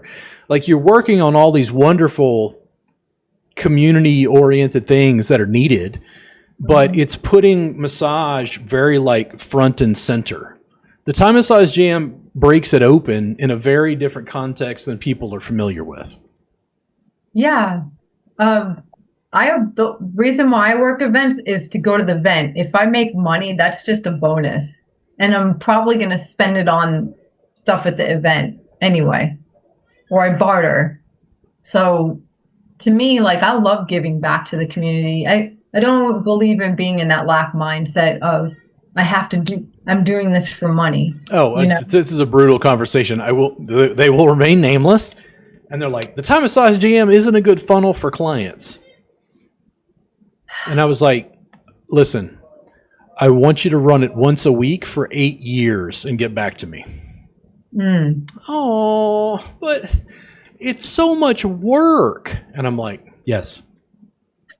Creating a new market that doesn't currently exist for mat-based work in America is a lot of work. I wish I could just grease the slide, make it just rain on you. But it's not yet. You have to work at it. We're selling something different. Yeah, you have to show up and eventually it'll catch on and people will want to do it because they are used to it. It's just like, what's it called in entrainment, when you change your mind, like when you're trying to learn something new? Is that what it's called? Neuroplasticity? Neuroplasticity. Okay. Yeah, like making your brain like change. Yes. Yeah. There's this weird thing where the Thai Massage Jam was not in and of itself, like it paid for itself, but it wasn't lucrative. Mm-hmm. But I get like one client a month. Mm-hmm. and then 2 clients a month, and then 4. And it was like, eventually I had to choose, okay, like, all right, so I want to see clients, but I also want to teach. Oh, okay. So let's try to juggle. And that's been a challenge because you have to juggle revenue. Like, how much energy do you put? And I'm like, oh, I'm still working on that. But it built everything I was trying to do. There was an entire fan base of people who were like, nah, man, you need to go see Robert Gardner. And it was like having community support meant that I was getting more people in. I was making tons of video. I was educating people about Thai massage. It was growing. You know, it's like, it's amazing to me if I say it's a community bodywork event, it almost comes across as like community college. It's like, well, really? I want to go to Harvard. Yeah. And I'm like, oh yeah, it don't restrict you from going to Harvard. It's just, what do I do about people who can't afford the work they need? What do I do with students locally who can't afford the education they need? You have the Thai massage gym. Yes. Yeah, I love that. It's like, so think about it this way. The people, they come to the Thai massage jam, they love the Thai massage jam, they work with you at the Thai massage jam, and you go, hey guys, listen, I'm still working on my business. Would you mind writing a Google review? Tessa, imagine getting 30 Google reviews that talk about you and your Thai massage jam and how you, at the jam, give it away. She's so nice. Cool. She like helped me and my husband like learn how to work on each other. I love Tessa's work. I hope I can, afford to get like a full session. They're thinking in too limited and I dislike this. So remember I said earlier you're about 70% more likely to buy something? Yes. I refuse to treat you like a number. Thank you. I will never sell your data, and I will never undermine the connection and relationship I have with someone for the almighty dollar. Now, we need money because my landlord gets paid in that. But it's because I formed good relationships and networking and connections that fostered the capacity for money to come in. Remember what I said at the beginning, it's the business side that the therapists are lacking. They're thinking too myopically about, come on, be a customer. Come on and be a customer. Come on and be a customer. People are tired of being commodified. Yes. They want a connection. Yeah. So what do you got later today? Some sanding and drilling. Sanding and drilling. What are you cleaning up? So, you're gonna laugh, but it's just like a back scrubber. I got tired of using it as a back scrubber. I want to use it as a hand scrubber. But I work on stuff a lot. Like our home is constantly something that I'm working on, and I like to refinish tables. I like to sew things, and I'm a Renaissance woman, if you will. As long as you love it. I do. And that's one of the reasons why I decided to work from home too, because I finish a massage, the person goes home, and I get to continue working on some project that I started. Yeah. And the people love the vibe here. And I have 2 cats and they love them too. So what kind of cats? One is a calico and the other one is a tabby, nice. Which I'm very surprised they didn't jump up on this desk the entire time we've been talking, because they do that. Yeah. Yeah. So we talked about the outcall services. We talked about some regulatory stuff. Mm-hmm. Did you have any other questions or like concerns about the regulation thing that we didn't discuss? No. It's one of those things that it's just constantly changing. And I mean, how do you feel about it? Do you think that there should be some kind of licensure or regulation for, massage work, or it should be called something differently, or I mean, like what you do is totally different anyway. So generally speaking, and someone has had to watch an hour and 49 minutes or listen to an hour and 49 minutes to get to this point. I have been controversial probably in the Austin massage community because I will generally say that I'm opposed to all regulation of massage therapy and licensure. And they're no, but, and I'm like, okay, look at it contextually. Mm-hmm. I don't believe in it either. My friend and I have talked about petitioning to have it just sunsetted completely. So I'm a massage therapist. I have a license. I have 3 licenses in Texas. I'm teaching something that's essentially stretch therapy. Yeah.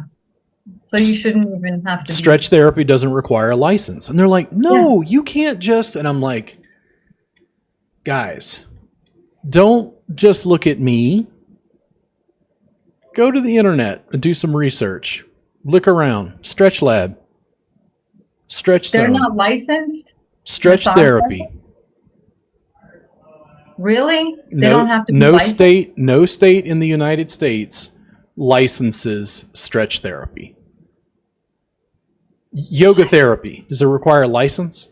Yoga teaching, does it require a license? Pilates instruction, does it require a license? No, neither Qigong. I'm Qigong. No. Now, when I say I'm against licensure and regulation, I heard this from somebody, I don't know, it's always like somebody who's never met me has tons of opinions about me. And they're like, well, we heard that Robert Gardner doesn't have a license because he doesn't believe in all that. And I'm like, whoa. Bro, listen, different. I can have an internal opinion about speed limit laws. And I think it's bunk. Just as an example. But I know if I'm speeding, I can get a ticket. Yeah. Like, I have 3 licenses just in Texas. I'm opposed to licensure and regulation, but I already had those licenses. I'd already established. When I first got to Texas, working in facilities as an employee. I continued to expand and evolve, and you get to this point where like, well, people could be injured. I'm like, cool. People in Brazilian jiu-jitsu classes choke each other out daily. Yeah. Do you need a license? And they're like, oh, bro, and I'm like, guys, I have a lawyer. Yeah. I break the rules, but I follow the law. Mm-hmm. Yeah. Clients are happy. Students are happy. I keep going. When you start looking at it across 50 different states, the biggest problems in the massage industry at the moment, according to me, is 1, human trafficking and using massage as a front. Yep. And then 2, stretch therapy is eating all of the most lucrative edges of the massage industry. Yeah. No license necessary. That are the 2 big things to me. And finally, I'm like, fuck it. Guided stretch. Guided stretch. And I like that. No, but you... And I'm like, I don't break the law. No. So there's rules and there's law. And rules are generally just like socially sanctioned ways of behavior, which I never followed to begin with. Law is like legal terrain, which is why I have a lawyer. When I do certain things, I have to ask him questions to make sure I'm on the legal up and up. Yeah. I don't go around just like railing against licensure. It exists. I'm busy. Yeah. Now, I'm going to ask something a little bit more controversial.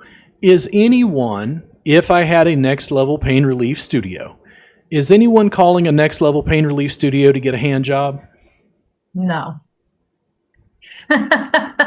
Does a Next Level Pain Relief studio allow people to get naked? No. Does a Next Level Pain Relief studio have private rooms? I mean, no. A Next Level Pain Relief studio is completely open. Yeah. And for practitioners are working on 4 clients publicly. Yep. Direct action. Yep. I come in and solve the problem. Mm-hmm. And they go, no, and I'm like, guys, follow your dreams, please. So follow your dreams. Do your thing. Yeah. Yeah. So if it is called that and we have these next level pain relief studios, do we technically need to be licensed? That's a good question. It's regulated in 50 different states. And if we got to the point that you said, okay, I want to do next level pain relief, can I just let go of my massage license? And I go, hold on. Let me find a business related lawyer, an employee, what did I say this? A business related lawyer, whoever's lawyer jurisdiction fits in Alabama. Let me have a conversation with the lawyer to find a lawyer you can chat with about this. Now, I'm not encouraging, and I never would. I would never tell anyone to do massage without a massage license and charge for it.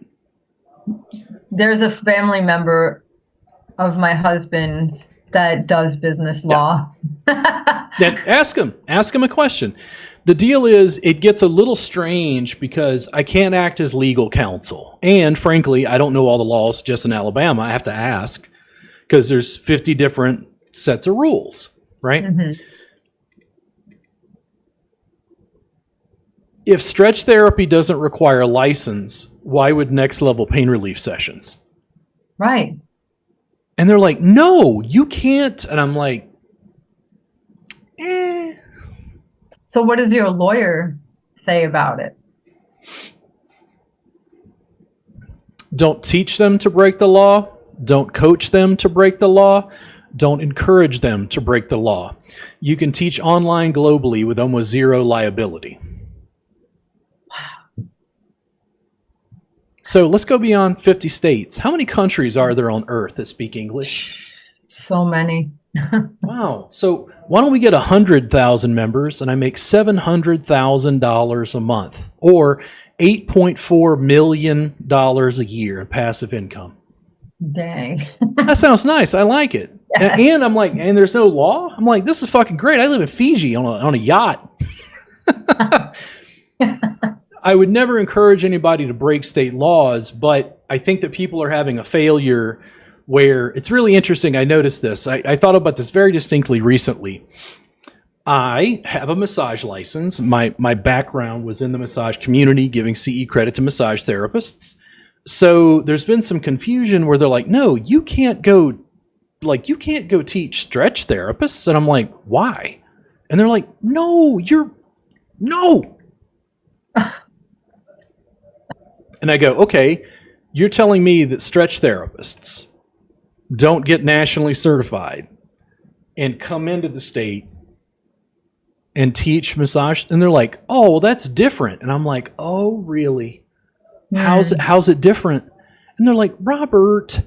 And I'm like, you're allowing a stretch therapist who has no state license to come in and give CE credit through the National Certification Board. They have no license. Now, I'm not going to go out and publicly condemn it, but why can't I go the opposite direction? And they're like, well, Robert, we have laws. And I'm like, yes, and I have a lawyer. Yeah. Yeah. Yeah, because Reiki's like that too. You don't have to have a massage license to even practice Reiki, but you have to go through the NCBTMB to give CU credits. The funny thing is like I would ask people, I'm like, okay, guys, I've been in Austin for 14 years. My students will come in my class, take the class, and look at me and go, where can I get a job doing this? And I go, my work in its full expression, you have to work for yourself. No facility in Austin would allow this. And they're like, what? And I'm like, guys, I don't have clients take their clothes off. The sessions are 3 hours long. It includes elements of what I think of as yoga therapy, Thai body work, suspension, abdominal work for chronic pain problems. Massage facilities will not hire me. because they'll say, no, what you're doing isn't massage. And I'm like, yeah, exactly. that's what the difference is. Yeah. If you want to do what I teach, you can work for yourself. And they're like, oh, but it's so much work. I don't want to. And I'm like, I understand, but it's like I had to carve out a niche. I follow the law. I just break the rules. It's like I told you, like when I go to Arkansas, technically I can't give a session because I don't have a license in the state of Arkansas. And it's like Arkansas had the same issue, and their state board was like, we're not going after anybody who does stretch therapy. And I'm like, okay. if that's the case, then all right. I can feel however I want to feel about it, but there's a reason why I have a lawyer that I ask questions when I'm about to make a big move, because I'm trying to make sure I'm on the legal end of things to like be on the up and up. I essentially expanded to the point where I don't feel like if you tell a customer that I'm a massage therapist, what do they think I do? Oil and naked massage all day. Table, cream, glide, and nudity. Yeah. And I went, take away the table, take away the cream, take away the glide, take away the nudity. And they're like, this isn't massage. And I'm like, correct. Correct. It's next level pain relief. And they're like, no. And I'm like, yes. Listen, I'm not lying to you, Tessa. I don't have my workbooks with me. I wrote 700 pages of sequence manuals and 9 DVDs of core content in Thai massage, only to be told that what I taught wasn't Thai. And I'm like, yes, I'm a guy of Scot-Irish ancestry who grew up in South Louisiana who's never been to Thailand. It's not Thai. Next. And then the massage therapist said, no, this isn't massage. And I'm like, correct. It's next level pain relief. You cast me out. Now watch what's going to happen. Yeah. Why do you have problems with the way I help ease suffering? Yeah. I had a student in class ask me, why do you think awesome massage therapists don't like you? And I'm like, I go around unapologetically helping people without concern for profit. Wow. It reminds me of this rabbi 2,000 years ago. He just went around teaching and helping people. What'd they do to him? That's against the law. So that's wild. Yeah. I can feel however I want to feel about it. Laws are complex. It's regulated state to state. If a student in another state has a specific question, like you were asking, like, can I do next level pain relief without a massage license?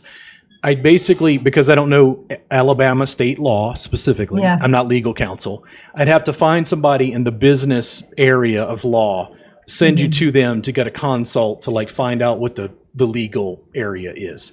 Basically, my understanding in Texas is for it to be illegal, certain things have to happen. You have to call it massage and you have to charge money. What if you don't call it massage? Get paid for doing something else. Now, what if you're doing massage, but you only do it for free? Then you don't need a massage license. It's always funny when the money gets involved. That's when somebody, it's like, that's where it gets like sort of strange. And again, it does change from like state to state to state. And then even the National Certification Board, it's the closest to reciprocity across state lines that we have, but it doesn't cover every state. Yeah, they want their cut. That's all it is. Oh yeah, that compact, that interstate massage line. So the interstate massage compact, I'm going to real quickly, okay? I see it come up and all the therapists are like, yes. Why are the therapists excited about the interstate massage compact? I believe it's because it makes, instead of having to go through all the red tape to get a license in another state, they just charge you a smaller fee, I'm assuming. It's not delineated in law, so I'm not exactly sure. The sense I get is the therapists are like, well, I live in Texarkana. I can go to Texas, I can go to Arkansas, I can go to Louisiana, as long as those 3 states all agree. So it's beneficial for me, and I go, guys, the interstate massage compact is going to lead to greater problems in human trafficking. And they're like, what? And I'm like, think about it. Think about it. And they're like, no. And I'm like, but I want to be able to freely go state to state. And I'm like, cool, get rid of massage licensure. You're free. Yep. You're free. We had a state of freedom. Yeah. We're born that way. Laws come in and say, you can't. Yeah.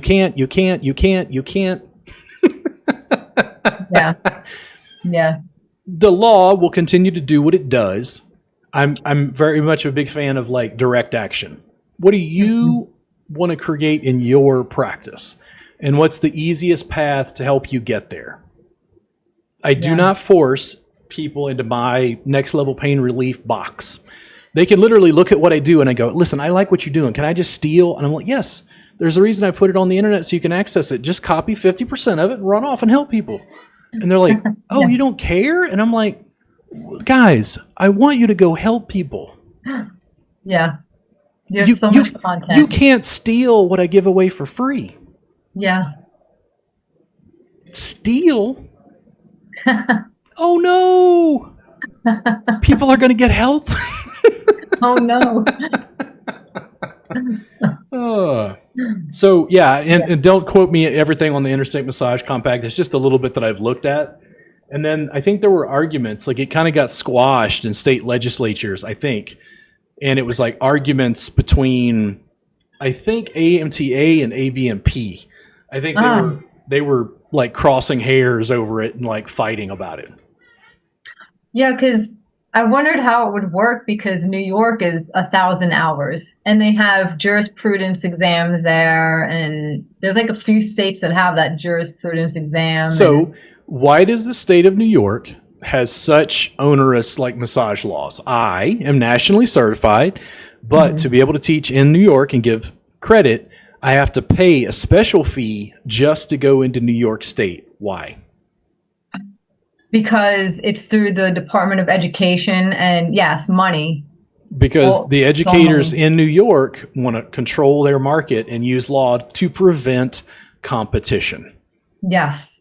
And everybody disagrees with me, and that's fine. Everybody's entitled to have their own podcasts and their own opinions in America. I could be horribly wrong. I'm happy to debate this publicly via the podcast. But it's like fundamentally, me training anybody on earth for $7 a month is legal. Yeah. Yep. But once I go into a different state and I'm trying to give CE credits, everything gets like super murky and weird, like real fast. Wow. Well, you're in Alabama. Mm-hmm. What state are you closest to? Florida? Florida and Mississippi. Florida and Mississippi. Yeah. Can you go to Mississippi and do a massage? No. Can you go to Florida and do a massage? No. It sucks. Yeah. I literally like I don't have a Louisiana license anymore. I literally want to stand in the Sabine River and put one foot in Louisiana and one foot in Texas to see if they'll come get me. They probably won't. But it's like it's just oh man, the big money's game. It sucks. But yeah. Well, generally speaking, we understand that they have laws. For instance, the promise that I was told, I went to massage school in 2002 in Pennsylvania. Pennsylvania at that time did not have state regulation. I could literally just go hang up a shingle and do massage without a license because there is no license in Pennsylvania. Yeah. Are there any states that are without a license? To my knowledge, last I heard, California is still a certification through the CAMC or something. I think Minnesota, Vermont, and then until recently, Oklahoma. Oklahoma finally passed state regulation. To my knowledge, it's Minnesota and Vermont are the holdouts. I don't know if there's any states past that, but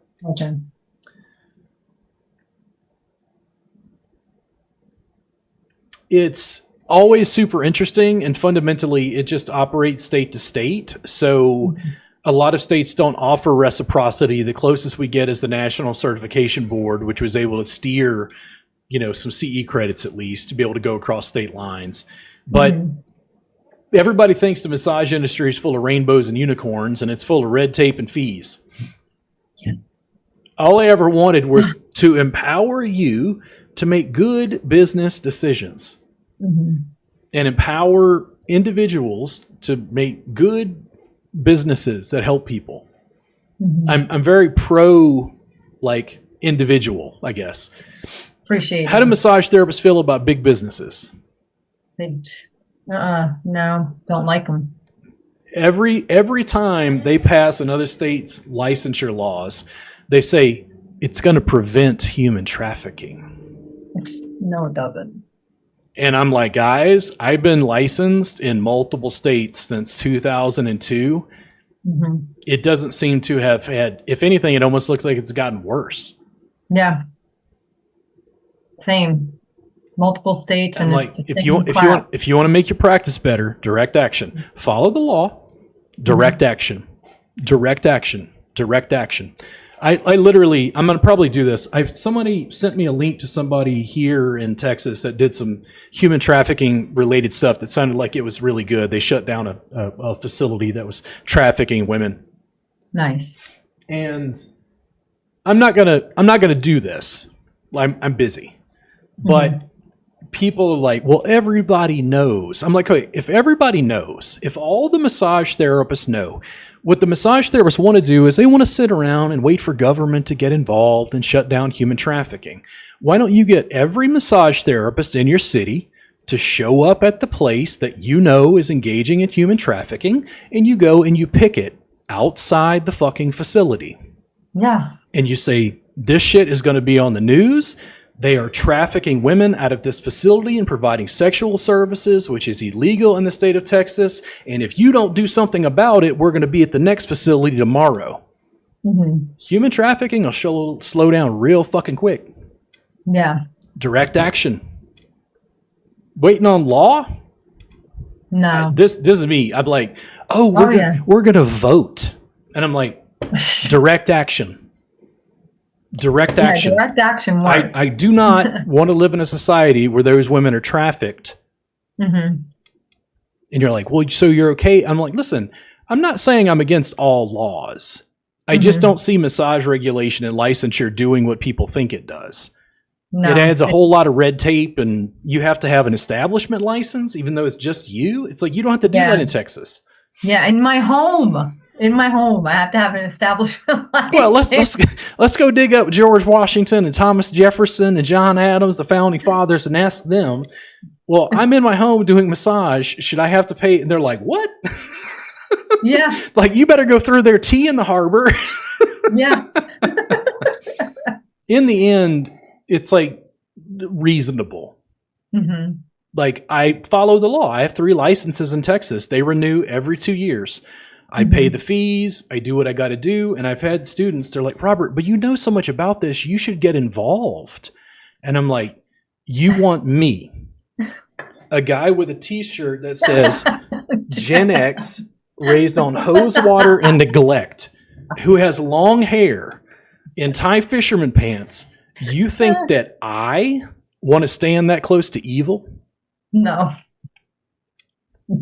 run. Direct action. Yeah. And they're like, no, but you should open a school. And I'm like, opening a school requires a brick and mortar. It requires a fire marshal's inspection.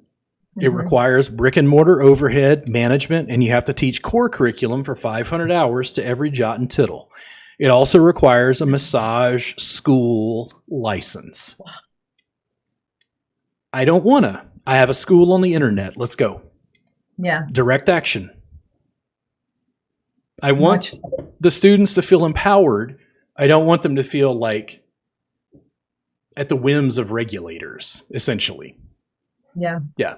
Now, consumers, this is what I find interesting.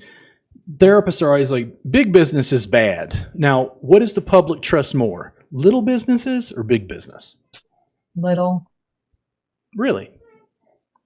Oh, well, you mean, yeah. The public. No, they trust big business Why more. Why does the public trust Starbucks?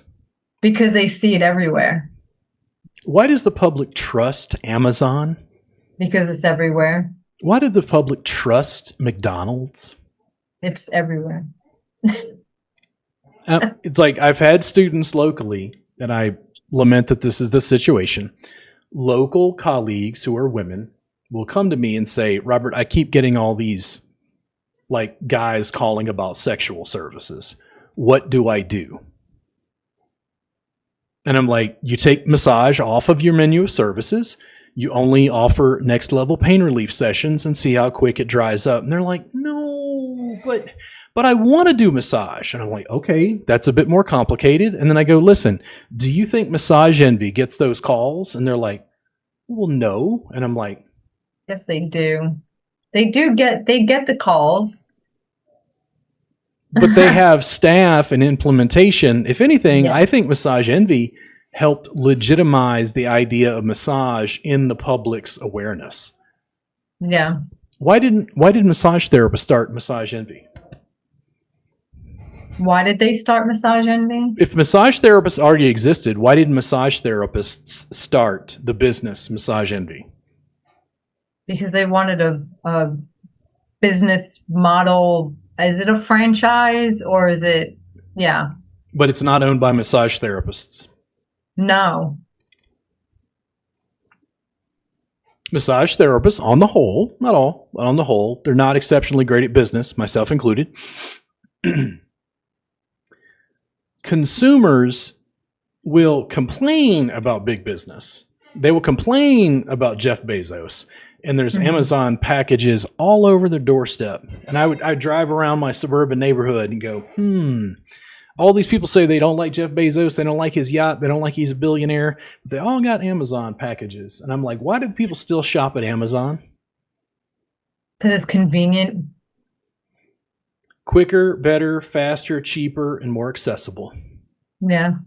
Quicker, better, faster, cheaper, and more accessible. And I go, Robert, your online infrastructure, quicker, better, faster, cheaper, and more accessible. And they're like, oh, shit. Yeah. It's like, yep. direct to consumer. The students ask, I answer. Wow. I've had students, I go, okay, we're in Texas. I go, can you do intraoral work and put on gloves? And they're like, oh, yes. In Texas, you can. Now, can you do that in Alabama? Yes. Okay. I'm trying to think of another one. What's another piece? Like what you can or can't do. I'm trying to think. Cupping. Cupping. Huh? Can you do cupping in Yes. Alabama? Yeah. So Arkansas at one point had some, I think, acupuncturists probably that like got together and they tried to remove cupping from massage therapy in Arkansas. Mm-hmm. The Arkansas therapists got together, made a big stink about it, and they backed off. But there's certain things like, can you do abdominal work in Alabama?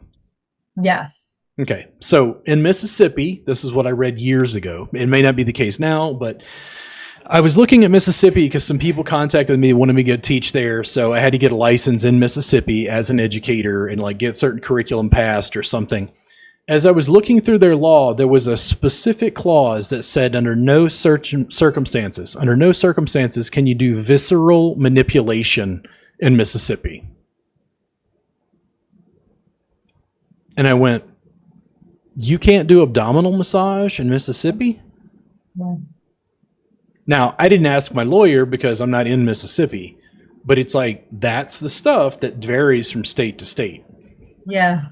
We can't do equine massage here. We can't work on any animals. It has to be a vet that works on animals. Why did veterinarians do that? To prevent competition. Oh, wow. They don't want you coming in and making money. That's our turf. Yeah. I see massage therapists that are like, well, this esthetician is doing massage. I'm like, see no evil, hear no evil, speak no evil. Like, I get tired because the same people, and these are massage therapists. You have to understand this. Massage therapists were the ones, they would get a session and freak out and go, I don't understand. And I'm like, are you okay? And they're like, no, dude, this is fucking amazing, but this is not massage. And I'm like, great, that we don't need licenses in all 50 states. And they're like, what? Like, are you serious? And I'm like, bro, the public doesn't look at what I do and say, this is massage. The therapists don't look at it and say, this is massage. If I go to a facility, I literally can't get hired. I've been working for 24 years. And they're like, this guy, he stands out too much. He's got to go. He has a difference of opinion. He needs to go. The massage facilities need conformity and homogeneity, none of which I provide. Where are all the niche bodywork services? At spas. Niche bodywork services. And this is what I see. Generally, when I talk to students, I go, okay, brand, because we talk about Starbucks and Amazon. Between Elements, Massage Envy, Hand and Stone, what are some other big chains? Any others? I don't. Just those three. What's the difference in the massage at these facilities? They're all the same. They're all the same. Yeah. There's an entire industry doing massage, and I'm like, next level pain relief. And they're like, no, my clients are in pain and need next level pain relief. Yes. And they're like, no, you can't. And I'm like, if you have a problem with upper back and neck pain or lower back and hip pain in Austin, if you suffer from sciatica, carpal tunnel syndrome, or other manual therapy related stuff that you need help, please come see me. If you want a massage, go somewhere else. And they're like, oh my God. It's like, you don't go to stretch therapy. You don't go to Stretch Lab to get a massage. You go to get a stretch. Mm-hmm. You don't go to Massage Envy to get a stretch. No. They added a stretch service called Strato. They did. It's a joke. But it's like, they're not going to probably be known for that. Does that make sense? No. Yeah. Yeah. So, though I may generally have opinions about regulatory stuff, I follow the law. Mm-hmm. Like, law says, can't speed.